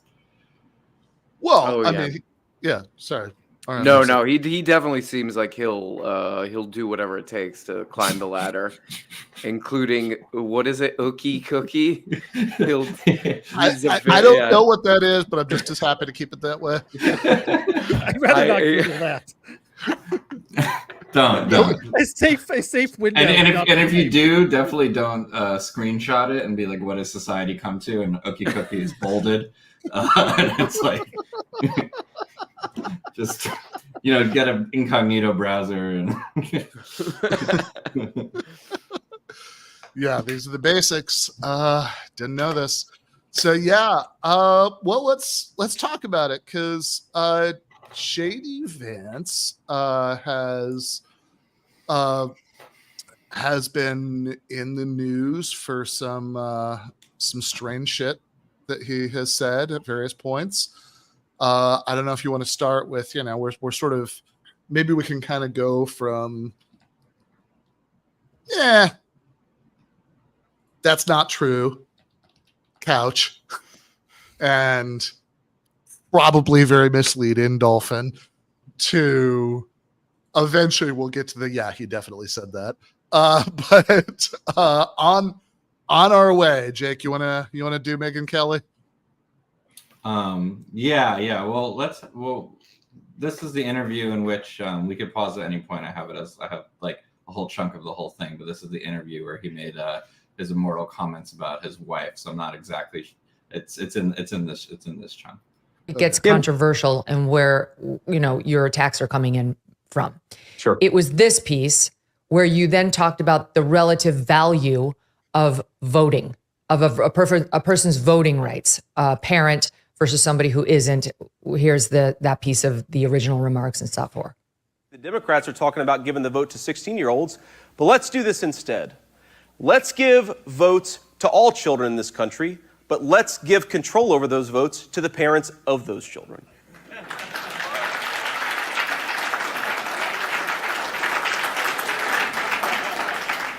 When you go to the polls in this country as a parent, you should have more power. You should have more of an ability to speak your voice in our democratic republic than people who don't have kids. Let's face the consequences and the reality. And all the usual suspects will criticize me about this in the coming days. Well, doesn't this mean that non-parents don't have as much of a voice as parents? Doesn't this mean that parents get a bigger say in how our democracy functions? Yes, absolutely. So do you stand by that? Well, Megan, look, I'm obviously doing a thought experiment there where Democrats have talked about giving children the right to vote. And I'm saying, well, if we're going to give children the right to vote, shouldn't we give parents the say over how that vote, in so many other areas of life, we say that parents determine what's best for their children. If we're going to give kids the right to vote, it might as well be true in that scenario too. So I think, again, the point that I'm trying to make here, Megan, is that having kids is a profoundly life-altering thing. It's a fundamentally good thing. And the Democratic Party has become very anti-child in their messaging and in their public policy. That is what I want to change. And that is what I think the Republican Party stands for. We're the party of parents. We're the party of kids. And we want to fight for parents and children to have good lives. I have to say, Megan, just one of the things that's been profoundly dishonest about the media, and of course they're dishonest, they always do this, but they've taken this incredibly out of context. They say that I'm opposed to IVF or that I'm criticizing people who have fertility problems. Megan, I said explicitly in my remarks that I wasn't talking about people who couldn't have children. I was talking about people who have turned anti-child into the ethic of their entire party. That's a fundamentally different thing, and it's obvious that the Democrats don't want to own up to the fact that their party has become very anti-family. You have Hollywood celebrities saying, oh, well, J.D. Vance, what if your daughter suffered fertility problems? Well, first of all, that's disgusting because my daughter is 2 years old. And second of all, if she had fertility problems, as I said in that speech, I would try everything I could to try to help her because being a little pedantic there. Come on. I don't think that they mean now, right? I know, yeah. That's disgusting. Well, there is the concept of time and people growing older, JD. Yeah. Aaron, what if your daughter was gay and in a gay relationship? She's not even born yet. How dare you? You're disgusting. That's disgusting. She's hypothetical. That's disgusting. So if somebody said, JD, I'm sure you want a better world to leave to your children and your children's children, he would say, oh my God, that's disgusting. You're talking about my children having children. My daughter is 2 years old, sir. He rips the mic off. I'm out of here. Yeah. All right. Because I believe families and babies are a good thing. That's the whole point, is if you believe families and babies are a good thing, you should be trying to promote life. You should try to promote the fact that we want to have a good family policy in this country. That is what's so profoundly wrong about where the Democrats have gone. And I think we have to fight back against this, Megan. I think a lot of people, the media has been attacking me and this is how it goes. We cannot give up an inch on this. We're the pro-family party. I think I want to keep us that way.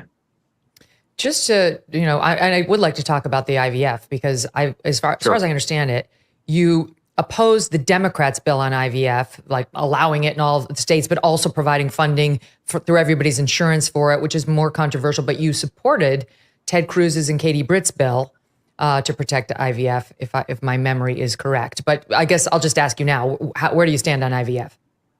Well, first of all, Megan, I know beautiful children. I mean, kids that play at my house with my kids that have been brought into the world through IVF. Of course, we want to make it easier for moms and dads to choose life if I know some ugly children who was brought to the world via IVF. Just I don't know, just weird. Even so, though, I still yeah. I mean, no, go ahead. It is also worth noting that I certainly understand why he wants to, like he and Trump have the instinct that they don't want to say anything bad about IVF. But also, I don't know. I mean, do you think zygotes are people or not? Right? Because there is some inconsistency here. Of course, they're in a terrible situation where they have fertility problems. I think the problem with the Democrats' approach on this is they're trying to take away religious liberty. And you just go back to Kamala Harris, Megan. This is a person, of course, who's tried to say that members of the Knights of Columbus should not serve in public office. This is a person who's tried to say that Catholic hospitals and Christian hospitals should have to do IVF in the way the Democrats want them to do it. I'm talking about religious liberty here. I think we have to protect the rights of Christian hospitals to operate the way that they want to operate. But of course, that's totally consistent with promoting fertility treatments for parents who need it. And I believe in this stuff, again, because I believe babies are a profound moral good. I think it transforms society. I've seen friends of mine become totally different people when they became fathers. I know my wife would say the same thing about her friends who became mothers. This is a good thing. And I hate that our politics has become so profoundly anti-child. I want to change that, Megan. I'm going to keep on fighting on this. And honestly, so profoundly pro-victim. I have seen, but it's yet another instance in which you see all these left-wing politicians, people rush to play the victim in response to these comments, right? Like, yes. Mark Kelly and Gabby Giffords, who were not included in the scope of your remarks. You did not name them, but they've rushed, of course, because He's being considered reportedly for her VP, for her running mate. And so they ran out to offer the following comment. And, Jennifer Aniston was another, like taking issue, as I mentioned in the intro, as if your comments were about her personally. But I'll say something to Jennifer Aniston. You know what? I don't know what your child's situation is, but you should read this piece in the New York Times.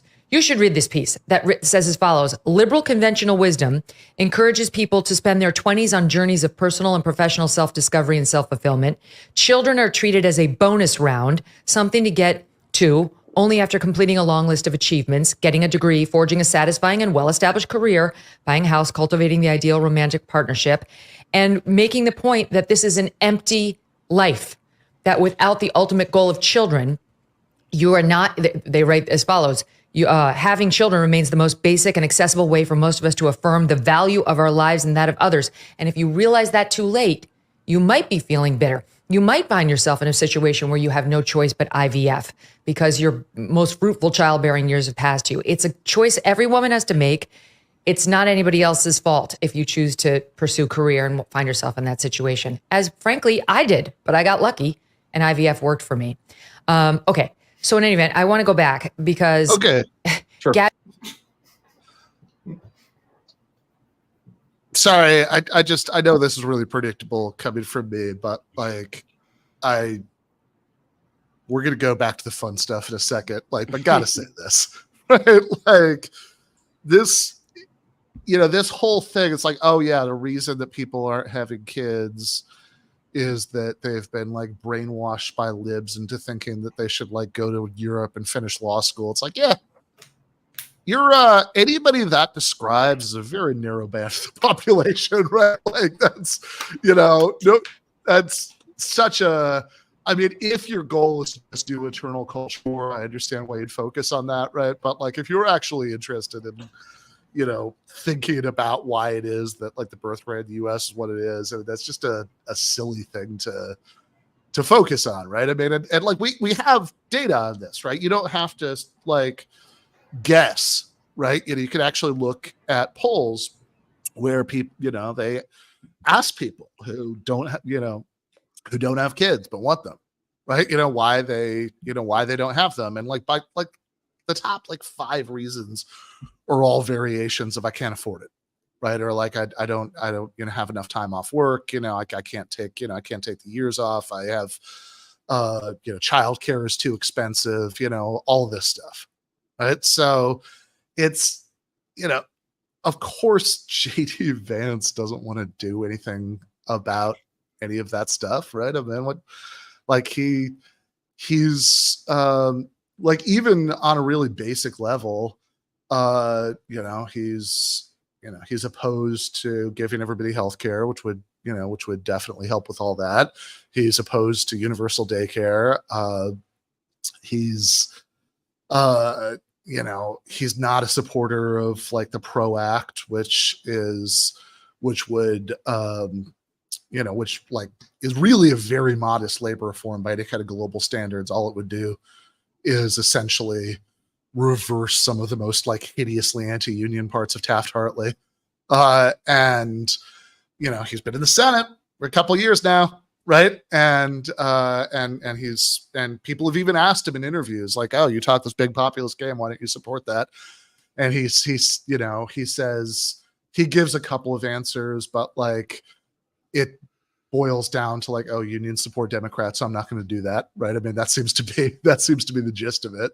So it's like, look, you don't support anything that would actually go to the, meaningfully address the economics of why, people who want to have children don't have children in the United States right now. So yeah, of course, all you want to do is just like do culture war and scold people who don't want to have children.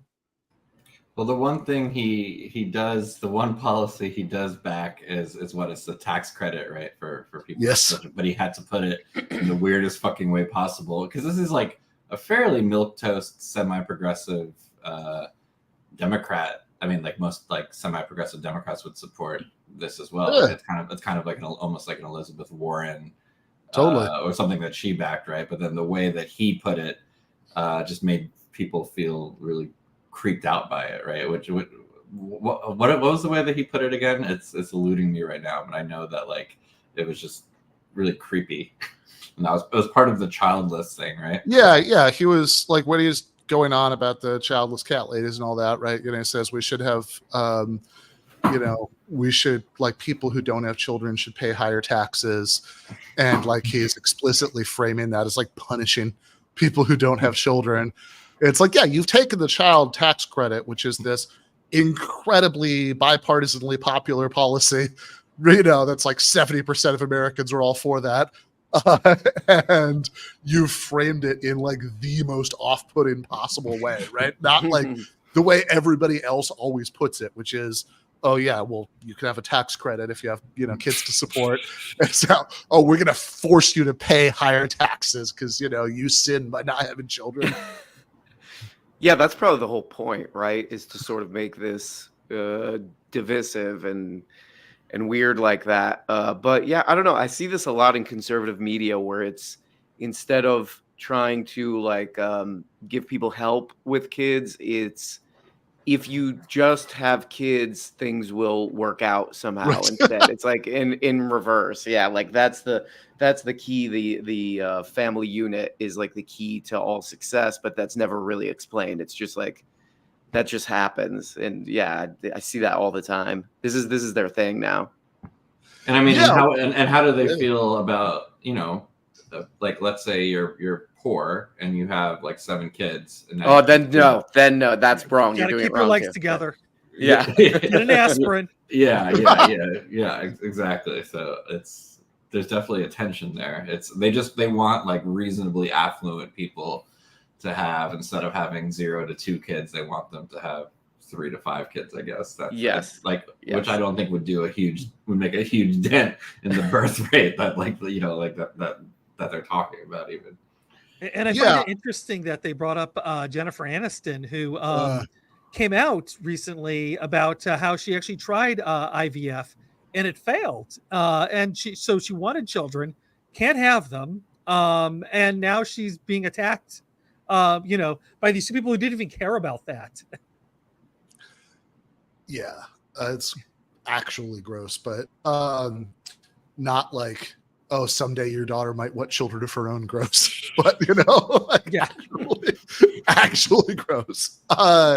Yeah, I mean, it's something that like a certain kind of social conservative loves to flog, that I think goes to your point, RM, is what they call the success sequence. Yep.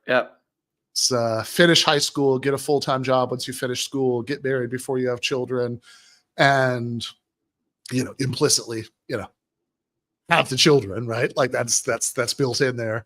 And yeah, Matt Brunig writes a lot about this. It points out, it's like, look, if you actually break down the figures, all people are ever doing, there are a few different versions of this sequence. They're floating around with other steps, but it's like, all you're doing is the thing that's actually driving people being more successful if they do this is the get a full-time job. That's it. Yeah. Right. People with jobs have more money than people who don't have jobs. That's the actual German truth in this. And then they're just kind of tacking on socially conservative, cultural preferences, and be like, oh, people who have jobs, full-time jobs, and blah, blah, blah, blah, blah, blah, blah, right, are more successful than people who don't. It's like, yeah, but that's just because people have jobs have more money than people who don't have jobs. Like, if anything, like, you'll have more money if you have a job but don't have kids, because, you don't have to spend the money on the kids. That's true. Yeah, they hit the fatherless thing too all the time too, and it's the same kind of thing where it's like, yeah, it also helps to have 2 people dividing labor, like right. that might have something to do with it too. Yeah, exactly. Gabby Giffords and Mark Kelly are taking aim at you, saying as follows. Gabby Giffords, of course, was shot in a terrible mass shooting incident in which she was the target several years ago, and she's married to Mark Kelly, former astronaut, now senator. She writes, Vice President Kamala Harris is a proud mom of 2 remarkable stepchildren, and so am I. Captain Mark Kelly and I were trying to have a baby through IVF before I was shot, and that dream was stolen from us. To suggest we are somehow lesser is disgraceful. How do you respond to that? Well, of course, first of all, Kamala Harris, I don't know her family situation. I've read in the media that she's got 2 stepkids. I wish her stepchildren and Kamala Harris and her whole family the very best. The point is not that she's lesser. The point is that her party has pursued a set of policies that are profoundly anti-child. These people want to conflate the personal situation here with the fact that I'm making an argument that our entire society has become skeptical and even hateful towards the idea of having kids. I mean, you have young women and young men who say, we don't want to have children because of climate change. We don't want to have children, of course, because housing prices are too expensive. And that's a concern I take seriously and I think is a very real problem. Not the first one. People have to remember that when you look back on your life, you talk to people, the thing that they remember most is not their career or their education, it's their family. And I just want us to be a country that's pro-family. Of course, what happened to Gabby Giffords was terrible. I wish her the best. Of course, Kamala Harris has a great family. I wish them all the best. But why are they pursuing a set of policies that make having families harder? Why are they wanting to mask toddlers years into the pandemic? Why are they saying that we should get rid of the child tax credit, which lowers taxes for working families with children? They are creating an anti-family and anti-child society. And I think it's important for Republicans to fight back against this, Megan, and not take the bait here. We wish the best for these people's families, but they should not use their families as a pretext to pursue all these ridiculous anti-family policies for the rest of Americans. Well, I was going to say, in defense of Kamala Harris and other childless leftists, plenty of leftists with children tried to mask our children interminably and did not care about their own kids suffering or ours. Last comment on this, then we'll move on. The childless cat lady. Would you like to comment on that? That reportedly has many conservative women outraged, though when I clicked on the Newsweek article suggesting as much, I saw 3 quoted. Sorry, look, Megan, I've heard from a lot of... Is she trying to do the lib media bashing for Newsweek? Like, also, like, yeah, no, go ahead. Just like, look, I understand if you haven't paid attention to Newsweek in 20 years, like you like think of like what Newsweek was 20 years ago, and like that makes sense. It's like, oh yeah, right. That's like the mainstream media. Newsweek is edited by Batya Ungar Sargon. Like they like the iteration of Newsweek that exists right now is probably to the right of Megyn Kelly. Like this is genuinely insane that she's trying to do this. Like, well, the media is saying that conservative women are upset about this, but it seems like bullshit. Yeah, I mean, I'm not saying I have the data to confirm that they are upset, but it's a little weird to be like, the article only quoted 3 people. Like, how many people is the article supposed to quote? I feel like they have like a word limit or a page limit, I'm sure. I mean, you have to cite everybody in America. Yeah, they should have done one of those like Fresh and Fit shows where they have like 25 Instagram models, you know, and they all have to introduce themselves. It takes an hour to introduce everybody. Yeah. Conservative women, and frankly, a lot of liberal women who said, I'm actually glad that you pointed out that there's become something profoundly anti-family in our public policy and in our public conversation.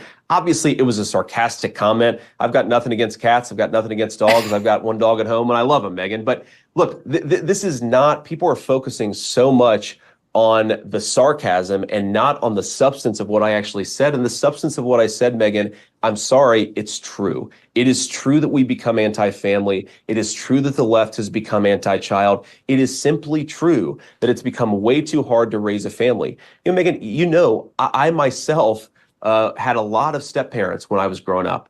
I certainly was enriched by some of those step-parents and frankly not enriched by others. My own wife is a working mother. You hear leftists say, JD wants to keep women in the home. My own wife, I've supported her career for my entire life. I'm proud of it. But because I'm proud of it and because I supported my wife, Megan, I've seen the fact that it's hard to be a working mom, that the corporate world is fundamentally hostile to working mothers and working fathers because we have made stupid and bad choices as a country. I want us to make different choices. And I think it's shameful for the Democrats to hide behind their personal circumstances when they have supported policies that have made it harder on working moms and dads. What is he going to do that they're not going to do in terms of, I mean, does he support, maybe he does. Does he support like paid family leave and stuff like that? Does he? That is a really good question. I'd also point out that he keeps suggesting that's like, oh, the Democrats are against the child tax credit that I love. And it's like, pretty sure if you Google Biden child tax credit, you'll find a bunch of stuff where Biden is pushing for expanding the child tax credit, right? Like this is, I mean, and like, don't get me wrong, I'm sure there are lots of legitimate criticisms to be made about, you know, the sort of stuff that he's traded away in negotiations and not, you know, pushing for it hard enough or whatever. But like, pretty sure that it's JD's party that's, you know, that's been the biggest issue there, right? As far as that being expanded. And, you know, again, I mean, I don't know. I mean, if you want to make corporate America less hostile to working moms, then unless you think that they're just going to do it on their own out of their, you know, altruism. I don't know if he's taken this up with Peter Thiel. But like, presumably that's like labor unions, the regulatory state, or both, right? I mean, those are the ways to make corporate America do something they don't want to do, right? And so we know he's not on board with the union part. That, you know, he's, you know, conspicuously not on that list of dozens of senators who co-sponsor the PRO Act. So I really want to hear what the big new like labor regulations that he would support, you know, that would make this easier are. And there's still this very. Oh, I was going to say also they've been loosening a lot of child labor laws. I mean, I remember reading about that the past year and a half. It's like, which is really disturbing. Like some of the stuff. I mean, if you know, if I could think of something dangerous for a young person, it would be like working night shifts, which they've been, you know, trying to or pushing for. Like I think it was in Florida. You know, like somebody under 16 working a night shift. I mean, like just straight up. I mean. I think that's just such a good example of an anti-child attack. You know, I mean, good Lord.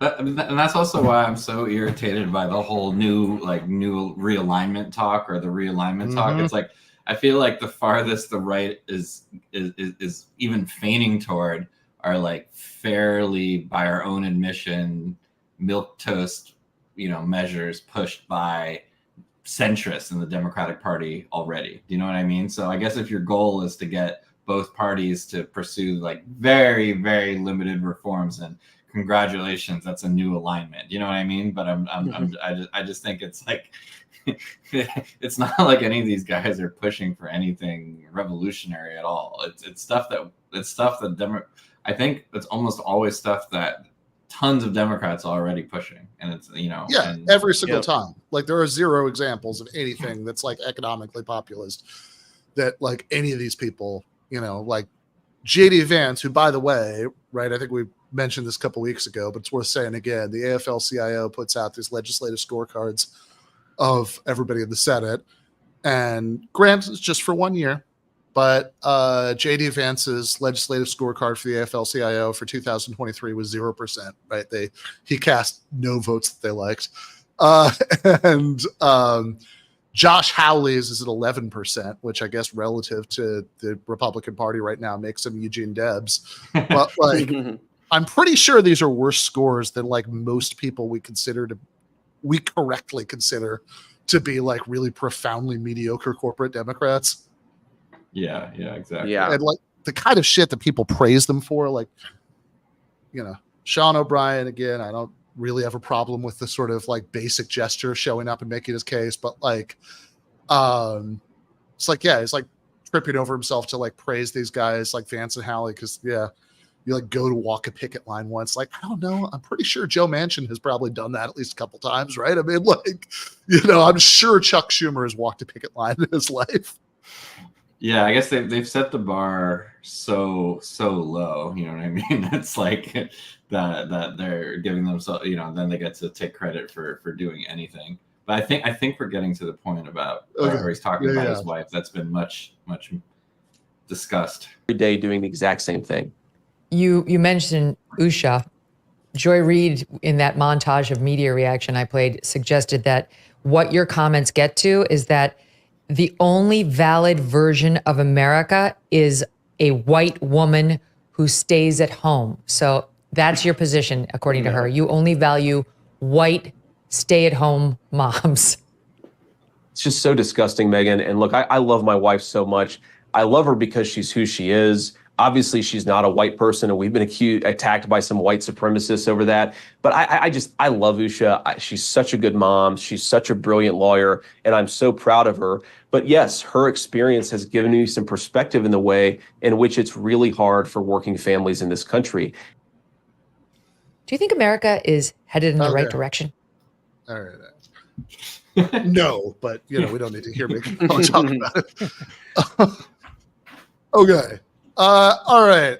What ruling are we giving on the JD Vance talking about his wife thing? That's like, this is like, if on the scale from couch fucking to calling a married woman with 2 stepkids a childless cat lady, right? So couch fucking definitely didn't happen. Cat lady thing definitely did happen, right? Call those 1 in 10 as far as the sort of validity of this line of attack. Where are we putting the she's not white, but I love her? Well, yeah, Arm, you saw all the people attacking him for that. Just to no, this is actually a new one to me. Okay, I don't know okay. too much about the Usha story. Well, basically, it's pretty short. But basically, people clipped out from that. It's funny because every time he's trying to take his foot out of his mouth, he kind of puts his foot in his mouth again while during the same defense. So people clipped. See, I didn't know that the original footage was from him trying to defend himself from other things that he was embarrassed about. but a lot of people clipped her saying, "Look, she's not white, but I love her. She's a great wife," or whatever. So Ben and I were talking. Very unfortunate use of the word "but." I do think the context helps a little bit, but I also don't think he meant, yeah. I also think this one is a little misleading. I think I think that, like, you watch the whole thing, right? The tone of it is not like, well, on the one hand, she's not white. I don't like that, but she is a pretty good mom, so I guess I'll stay married to her, right? Like, that's really not the tone of the whole thing. So I'll give I think I'm going to give this one like a 5 on the couch fucking to childless cat ladies, right? That it's like, yes. On the one hand, it is a little misleading the way that everybody's just quoting, she's not white, ... but I love her. But on the other hand, I gotta say, if you're talking about like white supremacists talking shit about your Indian wife, the sort of total refusal there to actually say anything at all harsh about them, like I think that like that clip would have played very differently if he'd shown half of the level of passion for like condemning those people that he did for condemning Jennifer Aniston for saying that someday his daughter might want a child of her own. Yeah, that's he's really pissed off about that one. Yeah. Well, it's like, no, the Klan doesn't like me. What are you going to do? Anyway, about fucking Jennifer Aniston. Listen, the Ku Klux Klan has made some very, very terrible statements about my wife, but I think she's great. It's like we have a disagreement, different strokes. Now back to Jennifer. She is disgusting. I can excuse miscegenation, but I feel like it's a lack of human response there to like white supremacists attacking you. Well, I'm glad you said that, Jake, the thing about the lack of human response, because this is going to get into my whole thesis about JD Vance. RM, I don't know if we've got you for a while in the postgame, but what I want to play there, right? We're getting to be about time to wrap up the main show, but what I want to play in the postgame is something that goes to my big thesis about JD Vance, which is, on the one hand, if you watched like JD's speech at the RNC, which unfortunately I did. I watched way more hours of the RNC than a psychiatrist would have allowed if I'd like tried to clear it with them in advance. But in that speech, he's hitting all of these pseudo populist notes that like could be really effective, right? He's talking about deindustrialization and the opioid epidemic and the housing crisis and the wars and all this stuff. It's like, look, it's all snake oil. I mean, he doesn't have any solutions to any of these problems besides implicitly, I guess, kill the immigrants. But like that, you know, he doesn't have like a positive program to deal with any of it. But it all taps into real pain. I could imagine in other hands, this being like a really terrifyingly effective pitch. I think we just got really lucky that it's so obvious that JD Vance is a demented discourse goblin that he just can't pull it off, right? Like he just keeps on, like, say what you want about the messaging or whatever, but it's like, look, this whole their weird line of attack is, you know, that they've got some stuff to work with here. And you know, calling like a married woman with 2 stepkids a childless cat lady, that's like, come on, try that line on the most conservative person you know in real life and see how they react to it, right? Like that's just not like, even if you're pretty conservative and pretty sexist, that's just like not a normal thing to say or think. That's a thing that you think because of prolonged exposure to other online discourse goblins that, you know, you met through Twitter or through, you know, I don't know, Peter Thiel's Mixer, or, you know, however it is these people meet. So Curtis Yarvin's the obvious example that, you know, JD's had positive things to say about, you know, him in the past. I guess he's a mutual acquaintance of me and JD. But that doesn't hold a candle to, from my perspective, the strangest thing that's happened this year, and it's going to take a lot to top this. So if you'll indulge me just for a moment, go back in the Wayback Machine to 2019. You guys remember 2019? Oof, barely. Yeah, right? It was a good time. And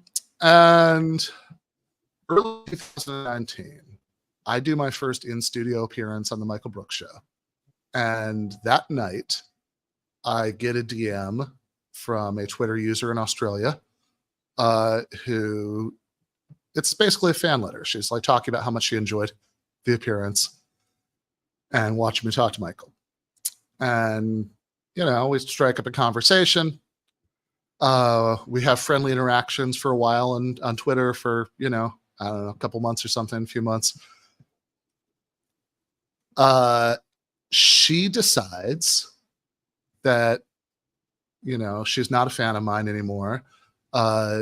This person goes on what can only be described as a deeply strange political journey. Like in, say, late 2019, around the time that, you know, I become a pretty obsessive hate object for this person. In fact, she was the first person I ever blocked on Twitter. Now my block list is like the phone book, but like she was the first person. Whoa, it's an honor. And because even after I'd muted her, like I would get like 20 quote tweets from this person a week, right? And I was sick of looking at them. And even though I only rose to the bait like one every 50 times or something, I was like, look, this is really annoying. It's going to be better for my, you know, blood pressure if I don't see these. And I just kind of pretend this person doesn't exist. As I understand it, this hasn't changed. In fact, when we were talking about this at the production meeting earlier today, Andy was like, "Oh, I just checked. She tweeted about you like 8 hours ago." And so, and also, my other point of connection to this person I'm talking about is that because left podcasting is a very small world, we both, not at the same time, but we both did stints as the co-host of the same show. She used to be the co-host of a podcast called The Dead Pundit Society, and then she left and started her own thing called What's Left. And then about a year later, I did a while as the co-host of The Dead Pundit Society. So this is, of course, Amy Therese, and I knew it. Yeah, see, RM's on Twitter. He knows Amy Therese. This is always like, this is one of those ways. It's like the little shibboleth that you exchange with people. It's like, okay, I wonder how online this guy is. Hey, do you know who Amy Therese is? Red Bull. That's Red Bull, right? I was Red really Bull, convinced. picture girl. I was really convinced that she was on Red Scare, even though I know she's not. I was telling Ben that my my brain just like rejects information about these people. Like I got like an organ transplanted or something. Like I've learned the history of Red Scare like 7 times, and I just like, oh yeah, Amy Therese definitely was on Red Scare. I know. She was probably a guest at some point, but not one of those. Yeah. I mean, I've certainly seen her have friendly interactions over the years with the Red Scare girls online, and in fact, well, okay, I'll save that story for the post game. But in any case, so because I have spent far too much time online, and I'm sure I will, on my deathbed, I'll have some thoughts about how much time I spent, checking Twitter and knowing about all this stuff. So I know who this person is. RM is a is a fellow traveler in the left wing, YouTube world. So it's not surprising to me that RM knows who Amy Therese is. The strangest thing that's happened, from my perspective, in a very long time in American politics, is that apparently the Kamala Harris campaign knows who Amy Therese is, because they have been making great hay of something that J.D. Vance said a couple years ago in, I believe, January 2022, where he said that maybe there should be federal action to stop women in red states from crossing state lines to have abortions. And turns out he said it on Amy Therese's podcast when they tweeted out the clip of him saying it. I was like, wait a second, I know that other voice. That's Amy, who, of course, had by then completed her political journey. For the longest time, she was like extremely odd and intense. And she started a lot of fights with a lot of people that I didn't really understand. But from a certain, I think, broad strokes, I think that she had basically good politics in early 2019. I don't really have a problem with most of what she stood for back then. I actually think she used to come off as being much smarter. But, I mean, if I was actually going to be blunt here, right, I think that she may have essentially given herself a DIY lobotomy from spending too much time on Twitter. And she has gone from, okay, she got into a lot of weird fights, but it was always on the basis of being more Marxist than now, to then by, I think, like the end of 2021, maybe, she was just like frankly conservative, right? And now she's become like the kind of online conservative with the least moral and intellectual nutrition in the mixture, right? Let's say that, right? Like I think very groipery, right? Sort of pop Nietzschean, more or less openly racist, etc. And so all of which is just to say, I suppose it's a cautionary tale. Kids, log off every now and again. Don't let your emotional life get that bound up with who you fight with on Twitter and how you need them to be wrong about everything. Because this is where that leads. Although I also suppose if Amy's level of craziness ends up playing a role in keeping Donald Trump out of the White House, thank you for your service. But in any case, we have the audio of the J.D. Vance Amy Therese conversation. I think it is hilariously revealing about J.D. Vance that like he knows who Amy Therese is, never mind appeared on her podcast.